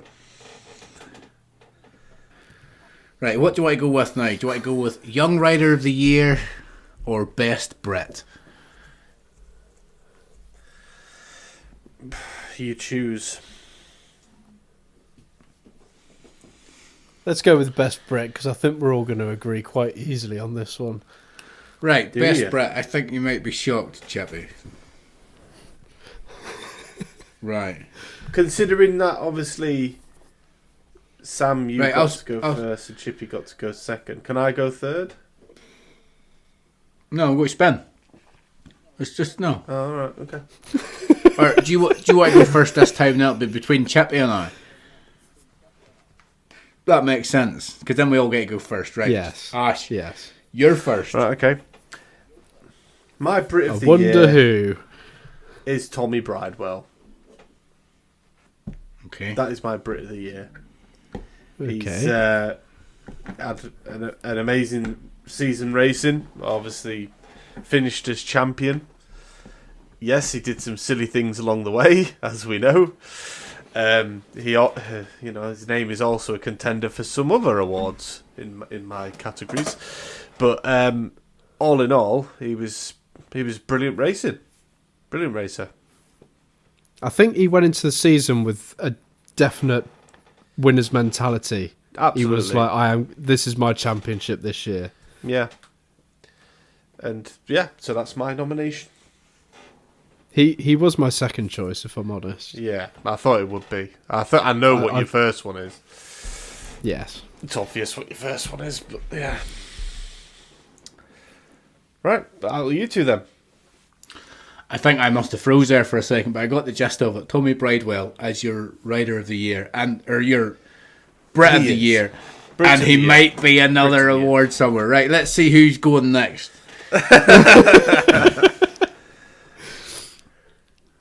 Chippy. No, is that Sam? Sam. Sorry, it's changed to red. Sam. Right. My Brit of the Year is Sam Lowes. He's my Brit of the Year. Now, I know he's not had the most amazing season, but I just think him retiring from Moto2 and coming from the MotoGP paddock, he just needs a little bit of recognition of the fact that he is Britain's most successful rider since Barry Sheen. You know, he's had, like, what were they saying? He's got like 26 podiums.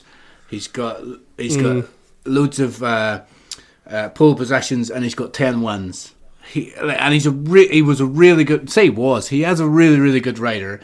I think this year he was a bit inside himself, struggled a little bit mentally, but he's my Brit of the Year, because I want him to get the recognition, what he deserves for how good he is and what he's achieved in Moto2 and MotoGP. Yeah. I just want that to be recognised, and not just to disappear and be like, oh, well, I'm waiting World Superbikes because I'm not good enough, because he is good enough. He's won a race this year in Moto2. Yeah. He's just struggling this year. So he's my Brit of the Year. Yeah, that's good. Yes. I do. I love Sam Lowes. Right. Chippy, who's... do. And right, I think... No, go on ahead. Moto2 will miss him. They will miss him. Yeah. But my Brit of the Year, and I'm so glad you chose him, because it would have meant I had to choose Jake Dixon otherwise. But my Brit of the Year, I've gone with Jonathan Ray. He was my second choice. I still think he's got it. He was up there. I think the Kawasaki let him down a bit this year, and I'm very much looking forward to him on a Yamaha next year. Yeah, I am very happy with Jonathan Ray being your pick, and he was, for a while, he was my choice, and then I thought, no, Sam Lowes needs the recognition for what he's done in Moto2. I'd say Moto2 more than MotoGP. And I really want to put my foot down on this now. As soon as I thought Sam Lowes, I was like, he needs to get Brit of the Year. He has been really good. He has been such a good ambassador for British riders over the past 10 years in the MotoGP paddock. Who else has been doing it in the MotoGP paddock apart from Sam Lowes? Carl Crutchlow did it for a few years. He rocked up, he won a race or two. Brilliant. Really, really good. But Sam Lowes, he's disappeared years ago. He's just testing now. Sam Lowes has been there. He's leaving Moto2, going to World Superbike. He's only going to get better in World Superbikes. He's only going to improve in his stats as well. Yeah. So you have to recognise the fact that he's one of. I do, but he's. I wouldn't say Brit of the Year, not of this year. No, of this year. I know, but it's not just about how well he's done this year. It's about who is the Brit of the Year. It's not that it isn't who's the best British rider this year. Who's the Brit of the Year? Who deserves it this year? Come on, he's retiring. Well, I think Johnny Ray deserves it over Sam Lowes. Although, to be fair, now I kind of want to pit Tommy Bridewell just to annoy Sam. Yeah, should we do that? But I'm not going to. I'm sorry. Well. No, I've got to stick with Chippy on this one. I think Johnny Ray over Sam Lowes. He's done so much with Kawasaki over the years. If this is what we're talking about, recognition. You know, he's done so much with Kawasaki, and I'm so excited to see what he's going to do on the Yamaha. He's still put it to him this year. You know, he's still had scraps with Bautista, who was at the top. I would have to agree with Chippy on this one and vote Johnny Ray. Okay, but I do love Sam Lowes, and I'm very excited to see what he'll do. And I'm excited to see, exactly the same as you. I'm excited to see what he's going to do in World Superbikes. But Johnny Ray it's almost like a sympathetic thing for Sam Lowes now. Johnny Ray he's won so much. Come on, does he really need our gratitude? You know, Johnny Ray doesn't need the Big Bad Bike Show to nominate him British Rider of the Year to feel good about himself. I'm not saying Sam Lowe does, but come on. Johnny Ray's already won all that. Give Sam Lowe his dues. He's such a good rider. He deserves Brit of the Year. He deserves it. He deserves the accolades. No? Okay.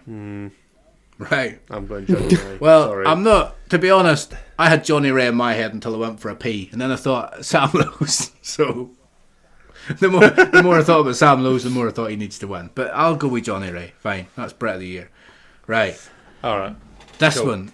Right. This one here, we're saying Young Rider of the Year, and we kind of stipulate it. What makes a rider a young rider? And Chippy, you said, in your opinion, 21 or 21 under. or under. Right. We need to go back to the Wheel of Spin to see who goes first here, because I don't know if my riders are under 21. well, then they're no young riders, are they?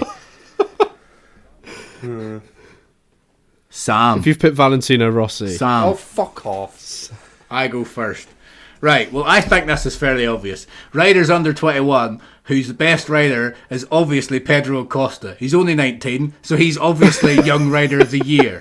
Like, there are other riders you could pick, but you're not gonna tell me that any of them's better or deserves it any more than Pedro Acosta.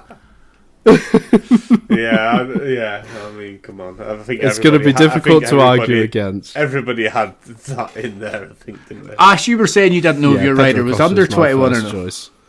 Well, you got to pick another one now. Chippy, that's you. Who pick another one? No, Give I us said another choice. all of my riders were under 21. That's what's said. My second choice, I've put David Alonso, just because. No, he wasn't my second choice. He wasn't well he's- Pedro Costa's my first choice, but David Alonso wasn't my second choice. Although I think my third choice might be your second Probably. choice. I think I know who you're talking about. Right. Well, we've already talked about David Alonso and why we think he should have been Rookie of the Year, which we've already given him. Ash, it's you. Who's your Young Rider of the Year? Who was your other choice other than Pedro Costa? Kyle Ryde. I don't think he's 21 or under. I think he's about 24. Is he? Oh, shit. He might even be older than that. Kyle Ryde is 26. 26. Oh, right. Okay, never mind. Yeah. Ash, at no point whenever you were thinking, who's Young Rider of the Year, did you not even just think about Googling his name? Is that how little effort you put into this? You didn't even think about giving him a Google or using any other search engine to see what age he is. Oh, what's the best Young Rider of the Year? I think Shaky Burns is the best Young Rider of the Year. You've not even tried, mate. You've not even tried, Ash. Who was your next choice? Who was your Charlie next Nesbitt. choice? Yeah, he's under 21. Yeah, There you go. I'm sure he is. Right. Let me just double check. Right. Charlie Nesbitt age. He must be about 19. He's born in 2001. Oh, hang on. That makes him 22. He's 22. That does make it. Even he's too old. He's 22. He does look 22. Right, Ash, you don't get a vote because you didn't do any preparation. You just didn't think. Shock. That's my shock to Let's be honest. We're all going to choose. We're all going to choose Pedro Acosta anyway, so who gives a shit? Who was your first choice, Ash? First choice, Pedro Acosta. My other choice was Fermin Aldeguer. That was my other choice. Yeah, that was mine My as well. three were Pedro Two of Costa, mine weren't the right the age. Pedro Costa, Fermin Aldeguer, David Alonso in that order. But we're all Yes, I had the same as you, just with David Alonso and Aldeguer the we're other all way around. proud. Because the only thing with Aldeguer, I thought he came into form a bit late. So Yeah, I you've wouldn't got say that the whole argument. year. You've got that sort of argument about Fermin Aldeguer where you could say if the title hadn't have been wrapped up and Pedro Costa had to go out and win races. Now, I know Fermin Aldeguer beat him in that scenario, but it was also at a point where Pedro Costa knew you're not my rival. I'm not racing against you. I'm racing against Arbolino. Yes. So it's hard to tell. Did Pedro Costa take his foot off the gas? Or Who cares? He's broke loads of records anyway, Yeah. so... I'm sorry, my vote is Pedro Acosta. Yeah, well, that was always going to be. Yes. Yeah. Right, we'll do Rider of the Year, and then we'll keep Dickhead for the year until the end. We'll finish on a little funny note. Right, okay. Rider of the Year. I'm really sorry. I'm doing the way the spin for this one. I'm not doing I don't care if I get first or not. We're doing full spin. I kind of want to go last. Ash, it's you. Who's your Rider of the Year? It's me. Rider of the Year for me is Top Rack Razgatlioglu. Oh, that's. I have loved watching Top Rack this year. His racing has been just awesome to watch. It's just such a pleasure to watch him ride. The way he rode on that Yamaha was just awesome. Unfortunately, he didn't win the championship. He got to the point where he came very close. I think it got very interesting towards the end of the World Superbikes. Obviously, he didn't get there, but for me, he was the biggest pleasure for me to watch this year. Yeah, and that's my argument. Well, I wasn't expecting that, but that is a good shout because I love Top Rack. Yeah, I like do ones. As well. I like nominations that aren't just so predictable. Right, I'm next. Right, my Rider of the Year is Peter Hickman. He's my Rider of the Year. He was another one of my choices. Yeah, I've got Peter Hickman down. Mainly because, like I said earlier, I wouldn't say he destroyed the TT. Yes, he did get the fast lap in the Superstock and then on the Superbike, but he got 4 races and Michael Dunlop got 4 races. I would have picked Michael Dunlop, but for 2 reasons. First of all, Peter Hickman went to Amatra, and I know he fell off at Amatra, but he also won a race at Amatra, and he's recently won the Macau GP, and he might have done something in the Northwest had he been allowed to ride, but he wasn't allowed to ride. Now I know he's not the best British Superbike season, but growing up in Northern Ireland and watching road racing, I will have far more respect for any rider that can go round the TT than any rider that can go round a circuit. So for me, Peter Hickman has to be Rider of the Year. The TT is the fucking dog's bollocks when it comes to motorcycle racing. You can take Valentino Rossi and Marc Marquez and you can do whatever you want with them. They don't hold a candle to the TT riders. And Chip, you can go, Marc Marquez would destroy them round the TT. He wouldn't. He wouldn't have a fucking clue how to ride the TT. No, he wouldn't. He would shit his little pants. Rossi wouldn't. He would shit his pants as well. Valentino Rossi went round it once just as like a sighting lap. There's a bit of fun to show you off the fans, and he came off the bike and he was like, I don't know how people do that. But that's why for me Peter Hickman. And another reason why I didn't pick Michael Dunlop is because it's very likely I'd be picking Michael Dunlop could go out next year and only do the TT, and if he wins 3 races he'll be everybody's Rider of the Year. The whole entire fucking world will pick him as Rider of the Year, and that's why I'm not picking him this year, because so for me it's He was my third choice. For me, it's Peter Hickman. He's my choice of Rider of the Year. I think he has to be recognised. I know the TT is so small and it happens over a period of 2 weeks and then it's gone. People forget about it and they remember the Tommy Bridewells and they remember the Pecco Bagnaias. But you just have to take yourself back and think about the best riders who are going around the Isle of Man TT. Not just the most dangerous motorbike track, the most dangerous sport, full stop, in the world, the Isle of Man TT. Peter Hickman is my Rider of the Year. Very good argument there. Chippy. Yes.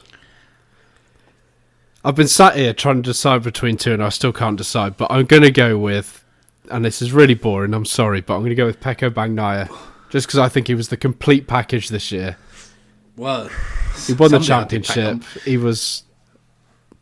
Yes. It was between him and Jorge Martin, but I think Bagnaia, because he won the championship, he just about wins it for me.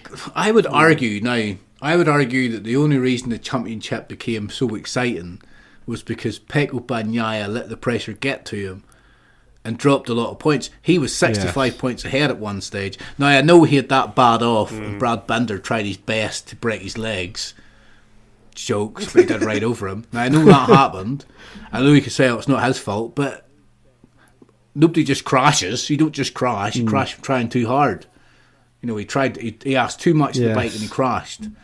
So I would argue that's why but ultimately he didn't let the pressure get to him in the end, and he did seem to cut, like, even though it was tight, he just seemed to take it in his stride. It's like the whole way through the season, it's like you got the impression that Pecco Bagnaia knew he had it in him. But it's such a cliche pick, Chippy. Come on. Oh, do you know what? I kind of wish I'd have gone with. I wish I'd have gone with my third. Who was pick that? now. What was that? Pedro Costa. Even that's a bit. Come on. Yeah. Boring. I know that's boring, but I think he had Come a very on. solid season. Come on. Anyway, I was still with Come on. Bagnaia. My argument is a strong argument. Peter Hickman's he's a rider of the year. So is mine. Who's yours? I can't even remember who yours was. Top Rack. Mr. Come second all the time. Great. Brilliant. Nah, I'm sorry. No, you can't put him down like that. Well, it looks like I'm going to have the deciding vote then, because I can't imagine either of you two are going to go No. with Bagnaia. You're going to pick Top Rack over Right. Peter Hickman. Like, the most incredible race in the Because he world. doesn't like Peter Hickman. It is tough. It is really tough, because I wasn't expecting Top Rat to come onto the thing. I I wasn't expecting Peter Hickman either. There's absolutely no way. I know Top Rack did really well. And this is I such know- a big... This is I know the big Top Rack award. did really well. I know he was on a Yamaha and he was up against Ducati, and Ducatis are just phenomenal this year across the board. And he was up against Bautista, who, you know, he weighs less than my daughter, who's 6. I know that.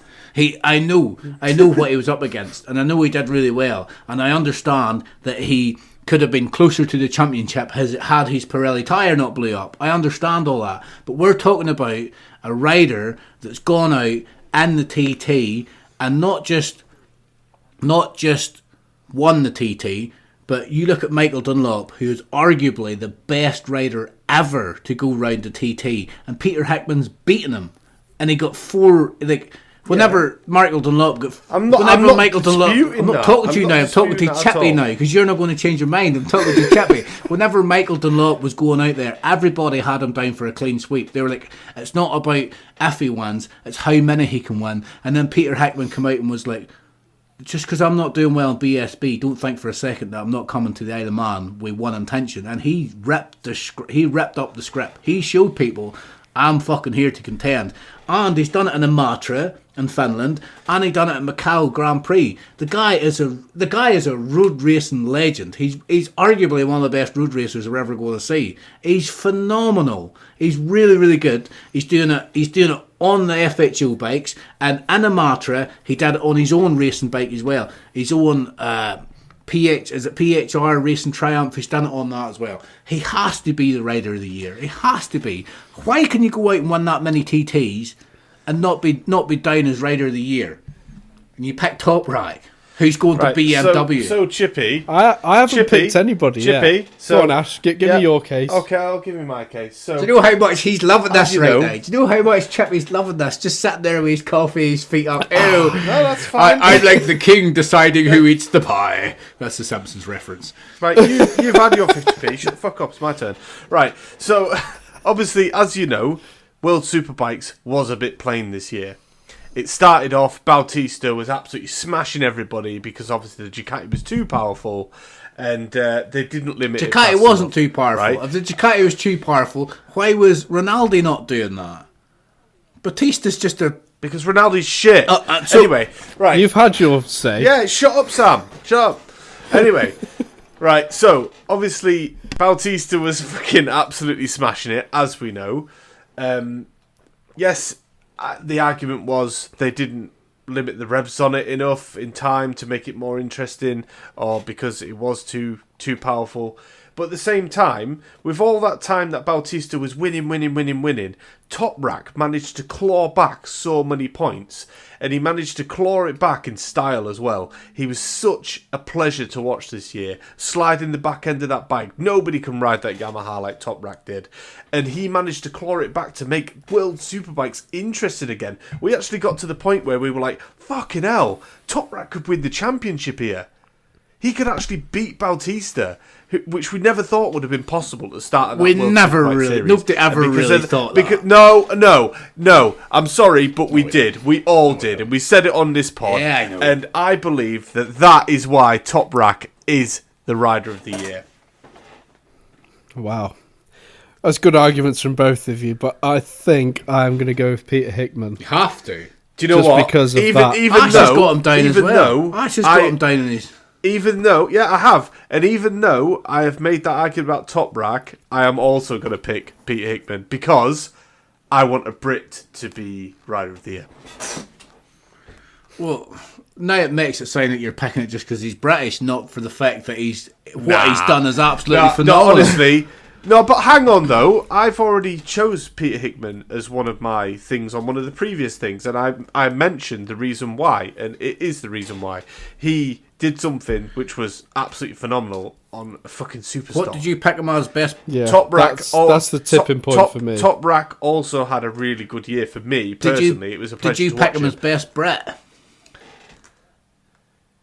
Oh. I can't remember which one I picked him for now because I've been deleting them off so I don't say the wrong. It must have been. It's not going to be young rider or best rookie. It's going to be best Brit. You must see. I was thinking best Brit, but I thought I didn't want to pick him for best Brit and then pick him for rider of the year. That's why I tried to pick somebody else for best Brit. Yeah, but I will go. Unfortunately, I'm probably not going to have what any we're of my saying here. nominations What we're on the saying fucking here is, thing.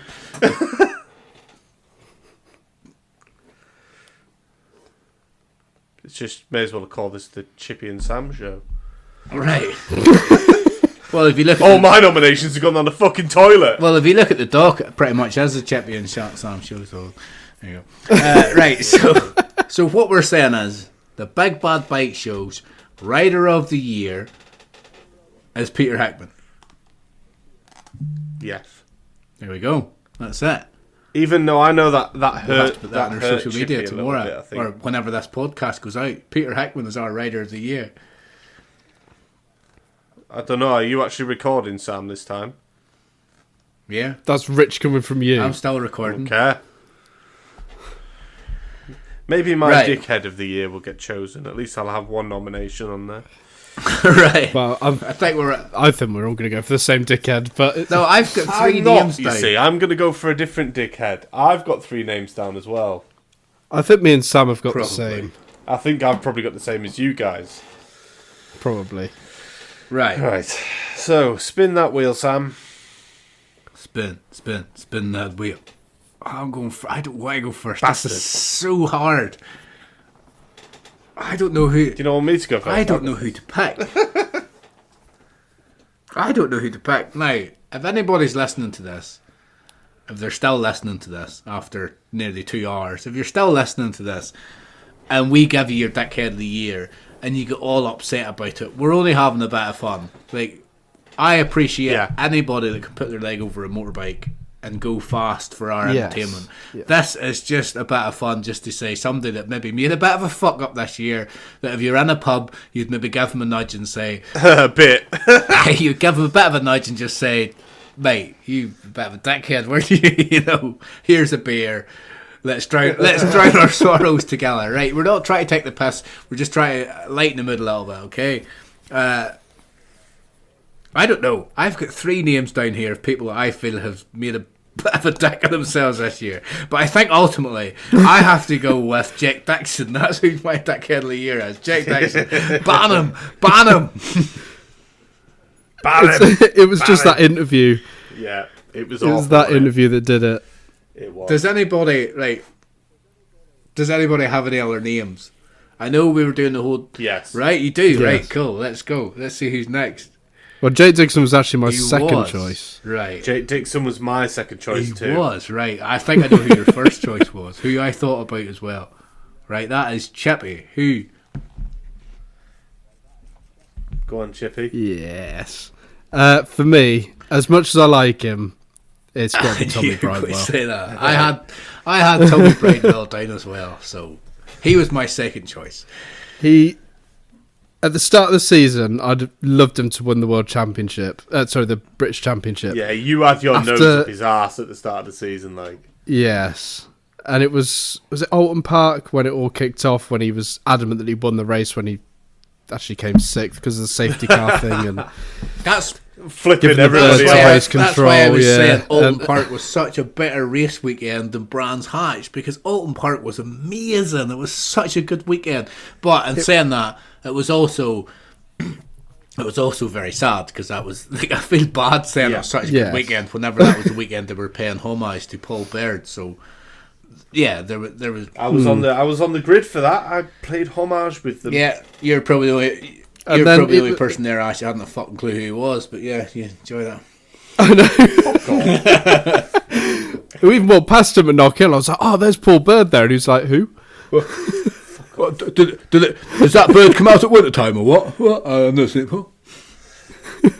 Would you like to hear my first choice, which was neither of them? Right, who's your first choice of Dickhead of the Year? Right. Alonso Lopez. Yeah. He was my third. That's a good choice. Right. Alonso Lopez, because he just fucking Gran Turismo'd everyone this season. Yeah, but Sam Lowe's especially. That Sam Lowe's one fucked me right off. Yeah, but I don't know if I put him down as a dickhead. I would just put him down as maybe amateur. No, he's a dickhead. Amateur. My first choice was Jack Dixon. My second choice is Tommy Bridewell, and my third choice is Alessia Spargaro. That was my third choice. That's a good shout. Yeah, I didn't think of that. But I think I know, even though I picked Alonso as my first choice, because I wanted to pick something you guys wouldn't have been obvious. So I think I know who my dickhead of the year is. The Tommy Bridewell. Who was your other choices, Ash? My other choice was Tommy Bridewell and Jake Dixon. Oh, okay. Right. As with Tommy Bridewell, whereas Chippy had his tongue up Tommy Bridewell's arse and loved Tommy Bridewell, I was different. Yes. From the beginning of the season, I was just like, Tommy Bridewell. Like, it's... You know that I've never been... I've always kept an eye on British Superbikes, but I never watched it. I'm until we started doing this podcast, and then I thought, right, I've got to really keep an eye on British Superbikes now, because I've always been more anti road racing, which has kind of stopped. Mm-hmm. So whenever I started watching this, as soon as I seen Tommy Bridewell, I thought, that guy just rubs me up the wrong way, and that's a me thing. That's me. That's not Tommy Bridewell. That's me. You know, he's probably a lovely lad. You know, I see videos of him in his farm, and if I went out and bumped into him without, watching him in his interviews and sat down in a pipe with him, I'd probably enjoy his company. So I'm watching him whenever he's hyped up in adrenaline and he's basically just talking shit because he's just come off a race. So I'll give him his bye balls. But the reason I think I can give Tommy Bridewell more of a bye ball than Jack Dixon is because Tommy Bridewell was racing for a championship. Tommy Bridewell's obviously got some history where he really wants to win the championship. Tommy Bridewell is going through a bereavement, obviously with his brother from years ago. But all that was brought back by Paul Baird, who had passed away. So in my head, Tommy Bridewell had plenty of reason to go off the rails, whereas Jack Dixon's just a dickhead. It's even in his name, Jack Dixon. Yes. Also, Tommy Bridewell, the last few years, he's been in a team where he's been the only rider for Moto Rapido Ducati, and he's now gone into a team where there's two riders. And a good rider as well. And I think it probably got to him. Good rider. It probably got to him that he had to... If it was a rider who was like racing for 4th and 5th, but it wasn't. It was a good rider. So I would give Tommy Bridewell a bye ball. I think Tommy Bridewell, he was a bit of a dickhead. He said a few things, got a few things wrong, but I would give him a bye ball because I think he had a lot more pressure on him. He was dealing with a lot more, whereas Jack Dixon's like, I've got this thing that I named, and but. I think his interview, which I look at it and I think, why has Neil Hodgson got a microphone in his face now? I think Neil Hodgson must hate that interview as much as Jack Dixon does. He must just think, God, why did I have to do it? Of course he has to do it because he's media. But that interview just makes him dickhead of the year. Why are we arguing so much about this? This is supposed to just be the quick, funny dickhead of the year. We're arguing about this more than we're arguing about Rider of the Year. I I still think Tommy Bridewell was more of a dickhead than Jake Dixon. Because I think it happened on more occasions. Yes, but that's because Tommy Bridewell was winning more often or coming second and was in a title championship, whereas Jake Dixon just wasn't in the media that much because he's not that good. Whereas Tommy Bridewell, I'm not saying Tommy Bridewell's better than Jake Dixon. I'm just saying Tommy Bridewell was in. There was more focus on Tommy Bridewell because of where he was in the championship. He had more opportunities to be a dickhead than what Jake Dixon did. I think my vote has to be Tommy Bridewell, I'm afraid. Okay. There you go. Yes. He was my second choice.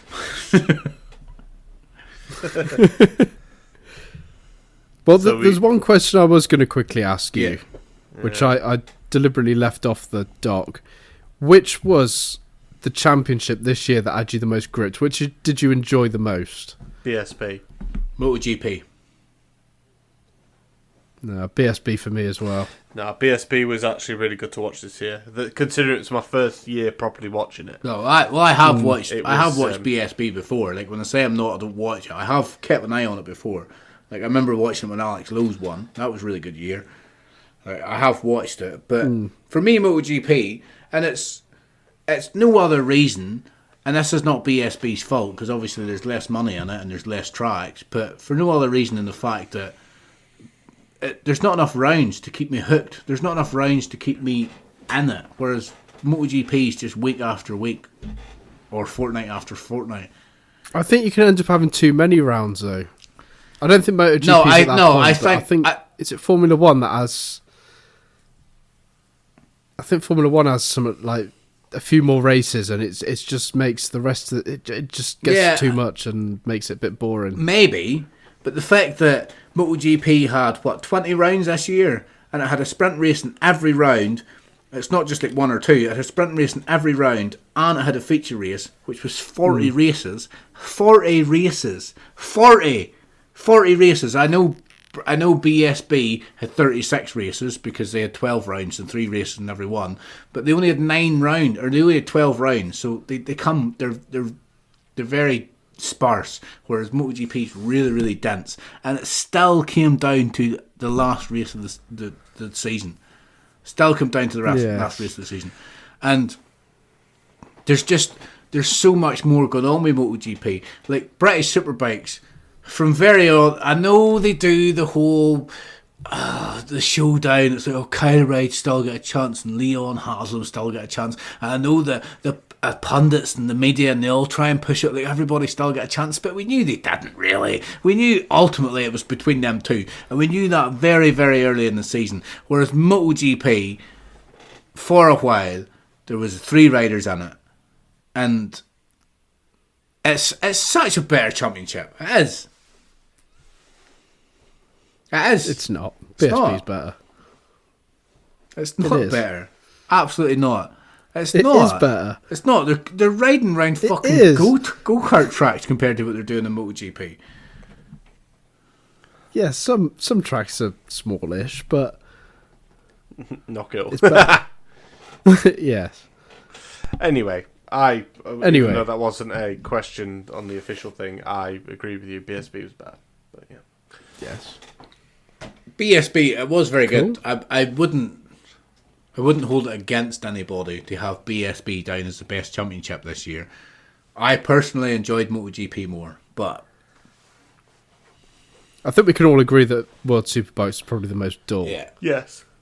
Yes. But the thing is, being from Northern Ireland, and I grew up not very far from where Johnny Ray grew up.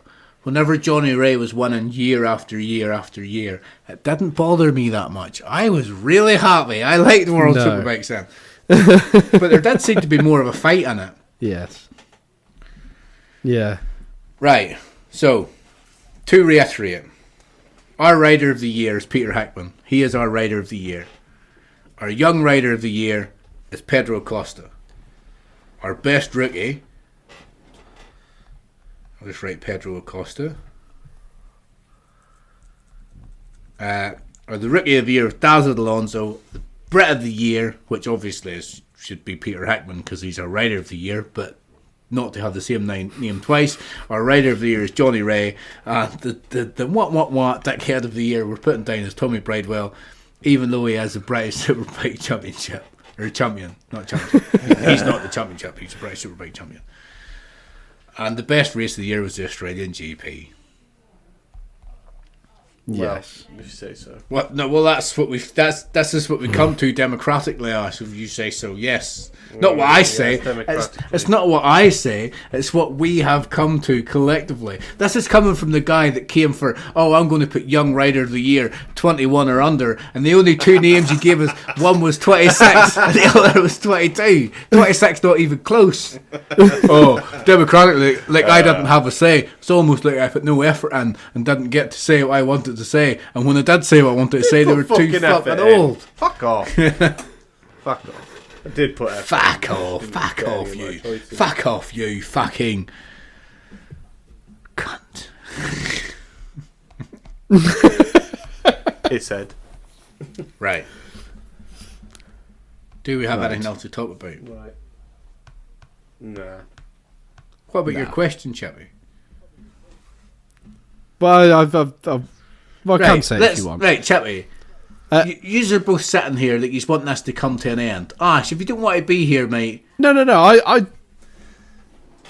I don't want it to come to an end. I was just conscious of the time that we've been going for over 2 hours. I just didn't want it to become like a massively long episode. But saying that, it's going to be the last one for a while. This is the last episode. So you're sitting there on your phone, Chippy, like sitting there on your phone. Like, you don't want to be here. Actually, I was scrolling through the doc. I'm scrolling through the doc. This is our last episode this year, and we're going to take a break, which could be up to about 7 or 8 weeks long. Probably by the end of January before we're back. So, if you've got any little questions to say it now, and then let's get it out.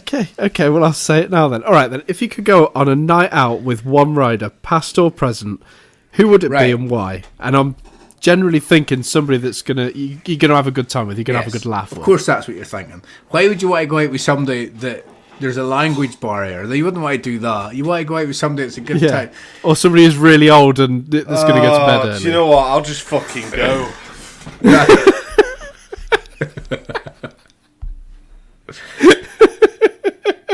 Right, I seen this and I put in the doc for you. I was like, you're obviously going to pick Jack Miller, but you've put in there that you've not picked Jack Miller. So who have you put down? No, that is not my choice.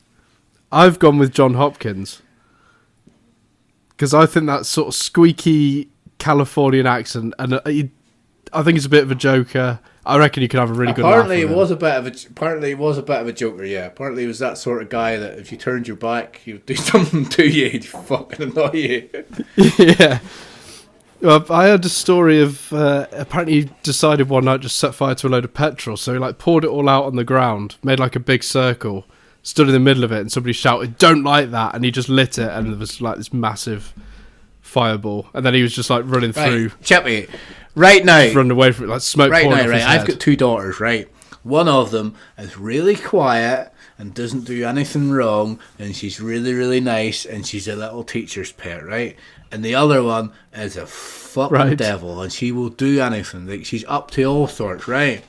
Now, I have listened to them when they're out in the park, when they don't know I'm listening, and the youngest one, she's there being encouraged by the little fucking goody-goody who's like, you should do this. This is what you should do. You should get up to this. And then the youngest one just goes and does it. And then once she gets into trouble, the eldest one comes back and she's like, oh, I'm so good. I'd never do that. And I'm like, hold on a minute. I heard you goading her on. Now, Chippy, I've just realised that you are that. That's who you are. You're the person that stands in the sidelines and goes, you should do that because you're too scared to have fun yourself. Yeah. So you egg people on. Yes. You egg people on to do crazy stuff and watch it, and then you can walk away scot free and be like, "Well, I didn't do it." To be fair, that's what I do with Ash. I'm always getting him to like wind you up. Yeah, I know. Plant seeds in his head. Like, say this to Sam. Yeah. Call him a pikey. Watch him go. That is an offensive word. Do not use that word. It is an offensive word. A traveller is what the word I'm looking for. Pretty sure we used it the other week Yeah, as that well. episode didn't go in. No, it didn't go in the recording. Right. Oh, Right, did it I've not? put down who I'd like. You said past or present. I've got a couple of names down here. Right. So, Yeah. firstly, as soon as I read that question, I thought it has to be Barry Sheen. Absolutely has to. Like, obviously, Barry Sheen was about what in the 60s? Was it the 60s? And I wasn't even like fucking hell. Wasn't even born then. My dad was a teenager back then. But all the stories about Barry Sheen, he was a boy. He was a boy. Like, he would have been class to go out with. He was just out partying and drinking all the time. Yes. Whenever I read Joey Dunlop's autobiography, like, Barry Sheen has said that the reason he likes Joey is because he likes drinking and he likes smoking fags. I was like, so he's just one of the boys. And I was like, that's Barry Sheen's just class. Now, I have also put down there, at the Armoy Road Races, I got pissed with Dominic Herbison, which was pretty cool. I Now, bet that was he good. doesn't really know that who I am. I'll tell you a little story about it. What happened was, my sister was sober, and she drove. We talked her into driving us home. We were like, come to here and drive us home. Because we had left home, but we ignored it because we wanted. It's me and my brother and our mate Jace. We wanted to stay in this pub and get pissed. So we were like, please come and give us a lift home, but please stay here and let us get drunk for a couple of hours. And she was sitting there. She had a right face on her. She was raging, but she was happy to play along. And then there was these two people who were wrestling with each other, and they almost fell into my sister. And I was like, if there's one person you don't want to know, because half my family's from Armoy. So I thought if she turns and gets cross, this whole pub is just going to, the atmosphere will change. Like, my sister's like the fucking godfather. So it's like, the atmosphere will change. And I turned around and goes, lads, calm the fuck down a bit. Because, like, this is my drive home. If you annoy her, I have to go home early, and I don't want that. And it was fucking Dominic Herbison. And I was like, oh, for fuck's sake, the one person I told to calm down, and he's probably the coolest guy in the bar. And he looked at me. And, yeah, but he doesn't really know we got drunk together. But I talked to him a bit that night. And the only other one I put down was the Lowe's brothers. I think it would be good to go out with the Lowe's brothers because they look like they would probably wind each other up and piss each other off, and I would get drunk and wind them up, and I think that'd be a good night. I think that'd be good fun to go out with them. I heard Alex Lowe's podcast on Chasing the Race, and that was very good. And I listened to the Jordan Baird one, like you recommended. I listened to that today. Very good. Yes. Very emotional. Very was good. emotional. Whenever she started, like, obviously Yes. she was talking about her dad quite a lot, and like I was welling up, and then every time she started mentioning Chrissy Rouse as well, and I was like, I was just, I was like in my car. I was going to go out to Tesco's to do some shopping, and I was like, I can't walk into Tesco's. I'm a grown man, and I'm just about to cry. Like, how can I walk into Tesco's crying? I was like, right, pull yourself together. It's just words at the end of the day. It's, why is it making you so emotional? It's just words. But yeah, Yes. It was very good. Very good. Anyway, Ash, if you could have a night out with one rider, past or present, who would it be and why? Well, Sam picked more than one rider, so... Well, of course I do. I can't help but waffle. I'm not going to go into any question without a waffle. Well, Valentino Rossi, I would love to, because it would be class just to talk to him about his racing, obviously through the past. I think, especially if you could go out in Italy, that'd be pretty cool, like round where he grew up and stuff like that. And I think he'd just be quite a good laugh, and he'd be quite good on the piss, I reckon. Yeah, and it could be.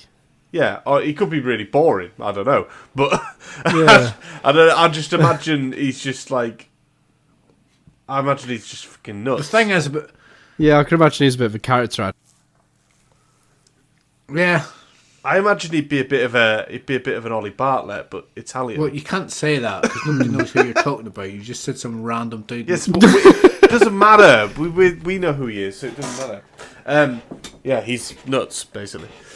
And Neil Hodgson, I think he'd be quite good down the pub having a pint with. Neil Hod who? You Did know, you say Hodgson or Hodgson. or Hodgson? Hodgson. Because you had to get it right. Because Yeah, you had it long as right. you don't You say didn't have it right Hodgins. all year. You call him Hodgins all year. You fucking idiot. I think he'd be quite good again, just to chat to about his previous experiences, and he just seems like a laugh.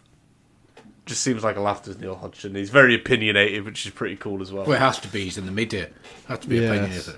I know, but yeah, they are my two choices. No! What? Aston Villa's getting beat. Is that what it is? Are they getting pumped? James May, Jeremy Clarkson, Richard Hammond have filmed their last episode. Oh, you only reading Tour. that now? Oh well, God, I read that. I read that mate, I read that they yesterday. Have to end it eventually. I read that yesterday. But I read that in Lad Bible yesterday, but I thought it was clickbait. I was like, I'm not clicking it.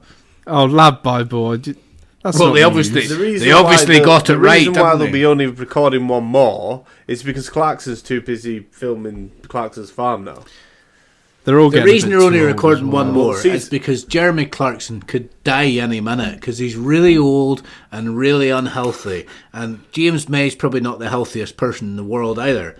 They don't exactly live the healthiest lifestyle. Have you seen Jeremy Clarkson lately? No.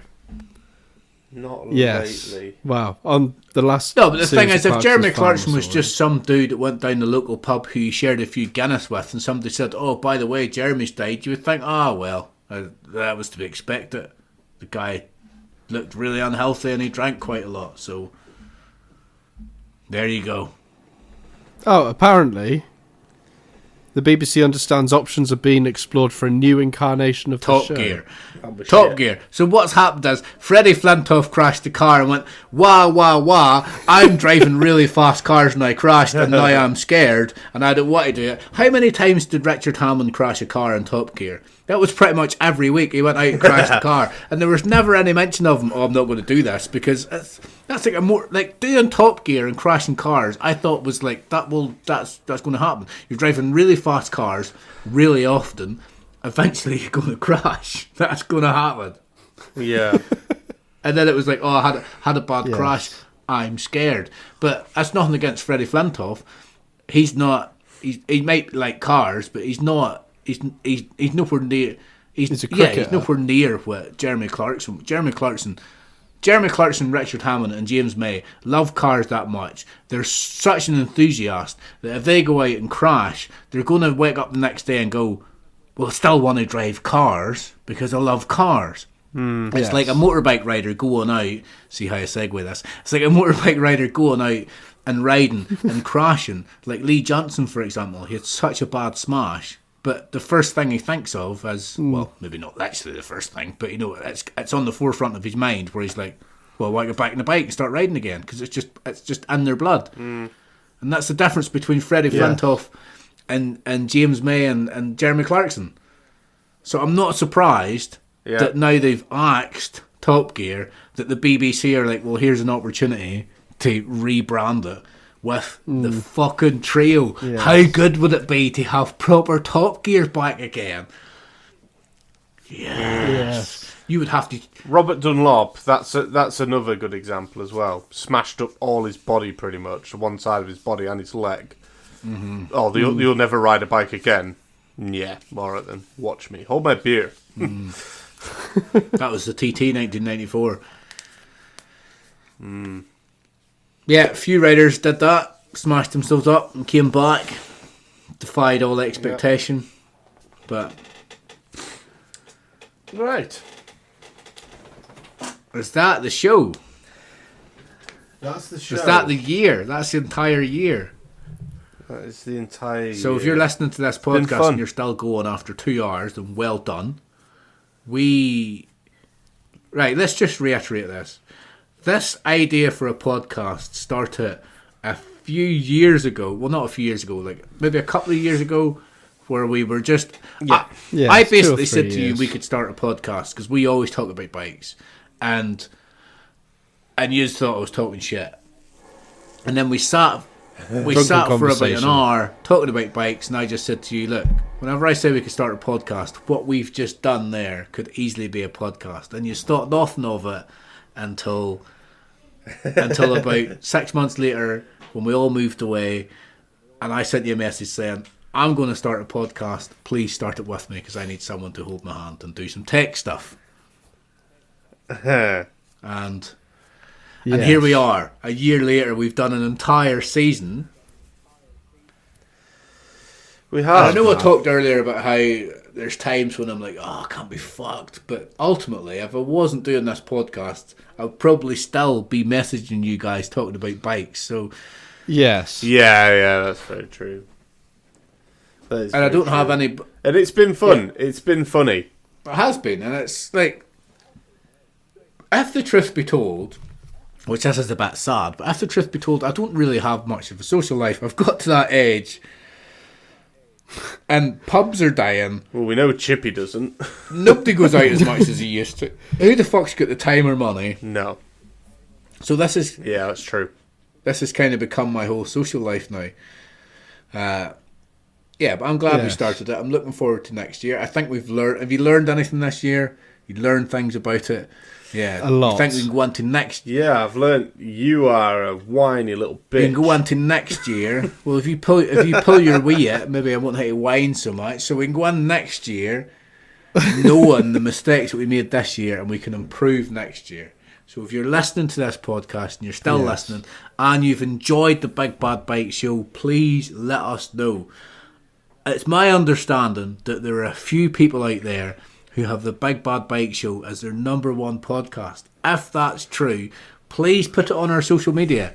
Put it out there. Let us know. Let the world know. The best way you can help us is to share us. If you want to help us out as a podcast, if you like listening to us and you want to help us, the best way to do that is to share our material with as many people as you can.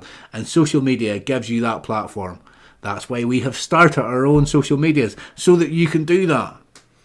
Do you want to tell them, Ash? Yeah. Yes. And we don't make any money out of this either. No, we don't. We literally do this for free. We do it because we There's enjoy no money it. made out of this. If we were making money out of this, we'd make much more effort. Like we would put a lot. We would get things right. If we were making money, we would put in a lot of effort. We are just having a bit of fun. We wanted this not just originally, but even now, we want our podcast to feel like you're down the pub talking about bikes with your mates.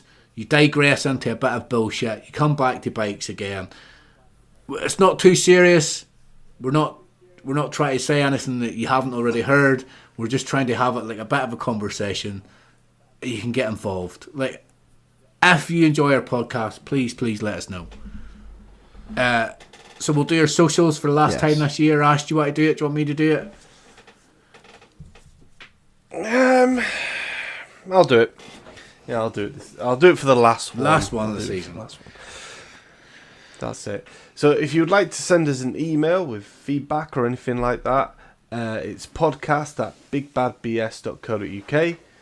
We are on YouTube. I will be doing a review on my bike in the new year because at the moment the weather in Scotland is utter shite. And I don't want to have to wash it and polish it again. So look out for that. We've got videos on there, and all our shows are on there as well. The Big Bad Bike Show. We are on Twitter, the Big Bad BS. Instagram, the Big Bad Bike Show, with dashes in between each word. Got one post on there. And Facebook, the Big Bad Bike Show. But most of our the best way to share content and stuff like that is our Facebook group, which is the Big Bad BS. If you want to contact us directly, then Sam is on Twitter at the Big Bad Biker. I am on Instagram, the Up North Biker, and Chippy is on Twitter at MotoChippy. So there you have it. Yes. No, I'm not going to be here for the start of the next season. So I think I'm going to end up missing like 2 or 3 rounds of the MotoGP, but I should be back after that. I imagine that we will be back as a podcast, with or without Chippy, towards the end of January. Does that sound about right, Ash? Does that sound okay with you? Yeah, I'd say more like the end of Feb. Well, I'll be back by myself at the end of January, and we will have you the Big Bad Bike Show podcast towards the end of January, where we will start hyping up for the next season. Until then, I've always wanted to say this. Until then, Happy Christmas and a Happy New Year. I always wanted to say that. I always wanted to wish people Happy Christmas. A happy Christmas and a happy New Year, because we're not going to talk to people until the New Year. So people are going to celebrate Christmas or whatever you celebrate. Have a happy holiday of some sort. Celebrate the darts. Oh, yeah, and the snooker's on. Yes, the snooker and the darts and the World's Strongest Man. I like the snooker. If you like watching World's Strongest Man, even though it's already happened, but it's nice to watch it over the new year. I love watching World's Strongest Man over the new year. Brilliant. So, we could just talk shit for another hour. I'm sure we could, but we've got to wrap it up. So, for the last time this year, Up North Biker. See you later. MotoGP. Goodbye. I'm the Big Bad Biker. This is the Big Bad Bike Show. Thanks for getting involved. Goodbye.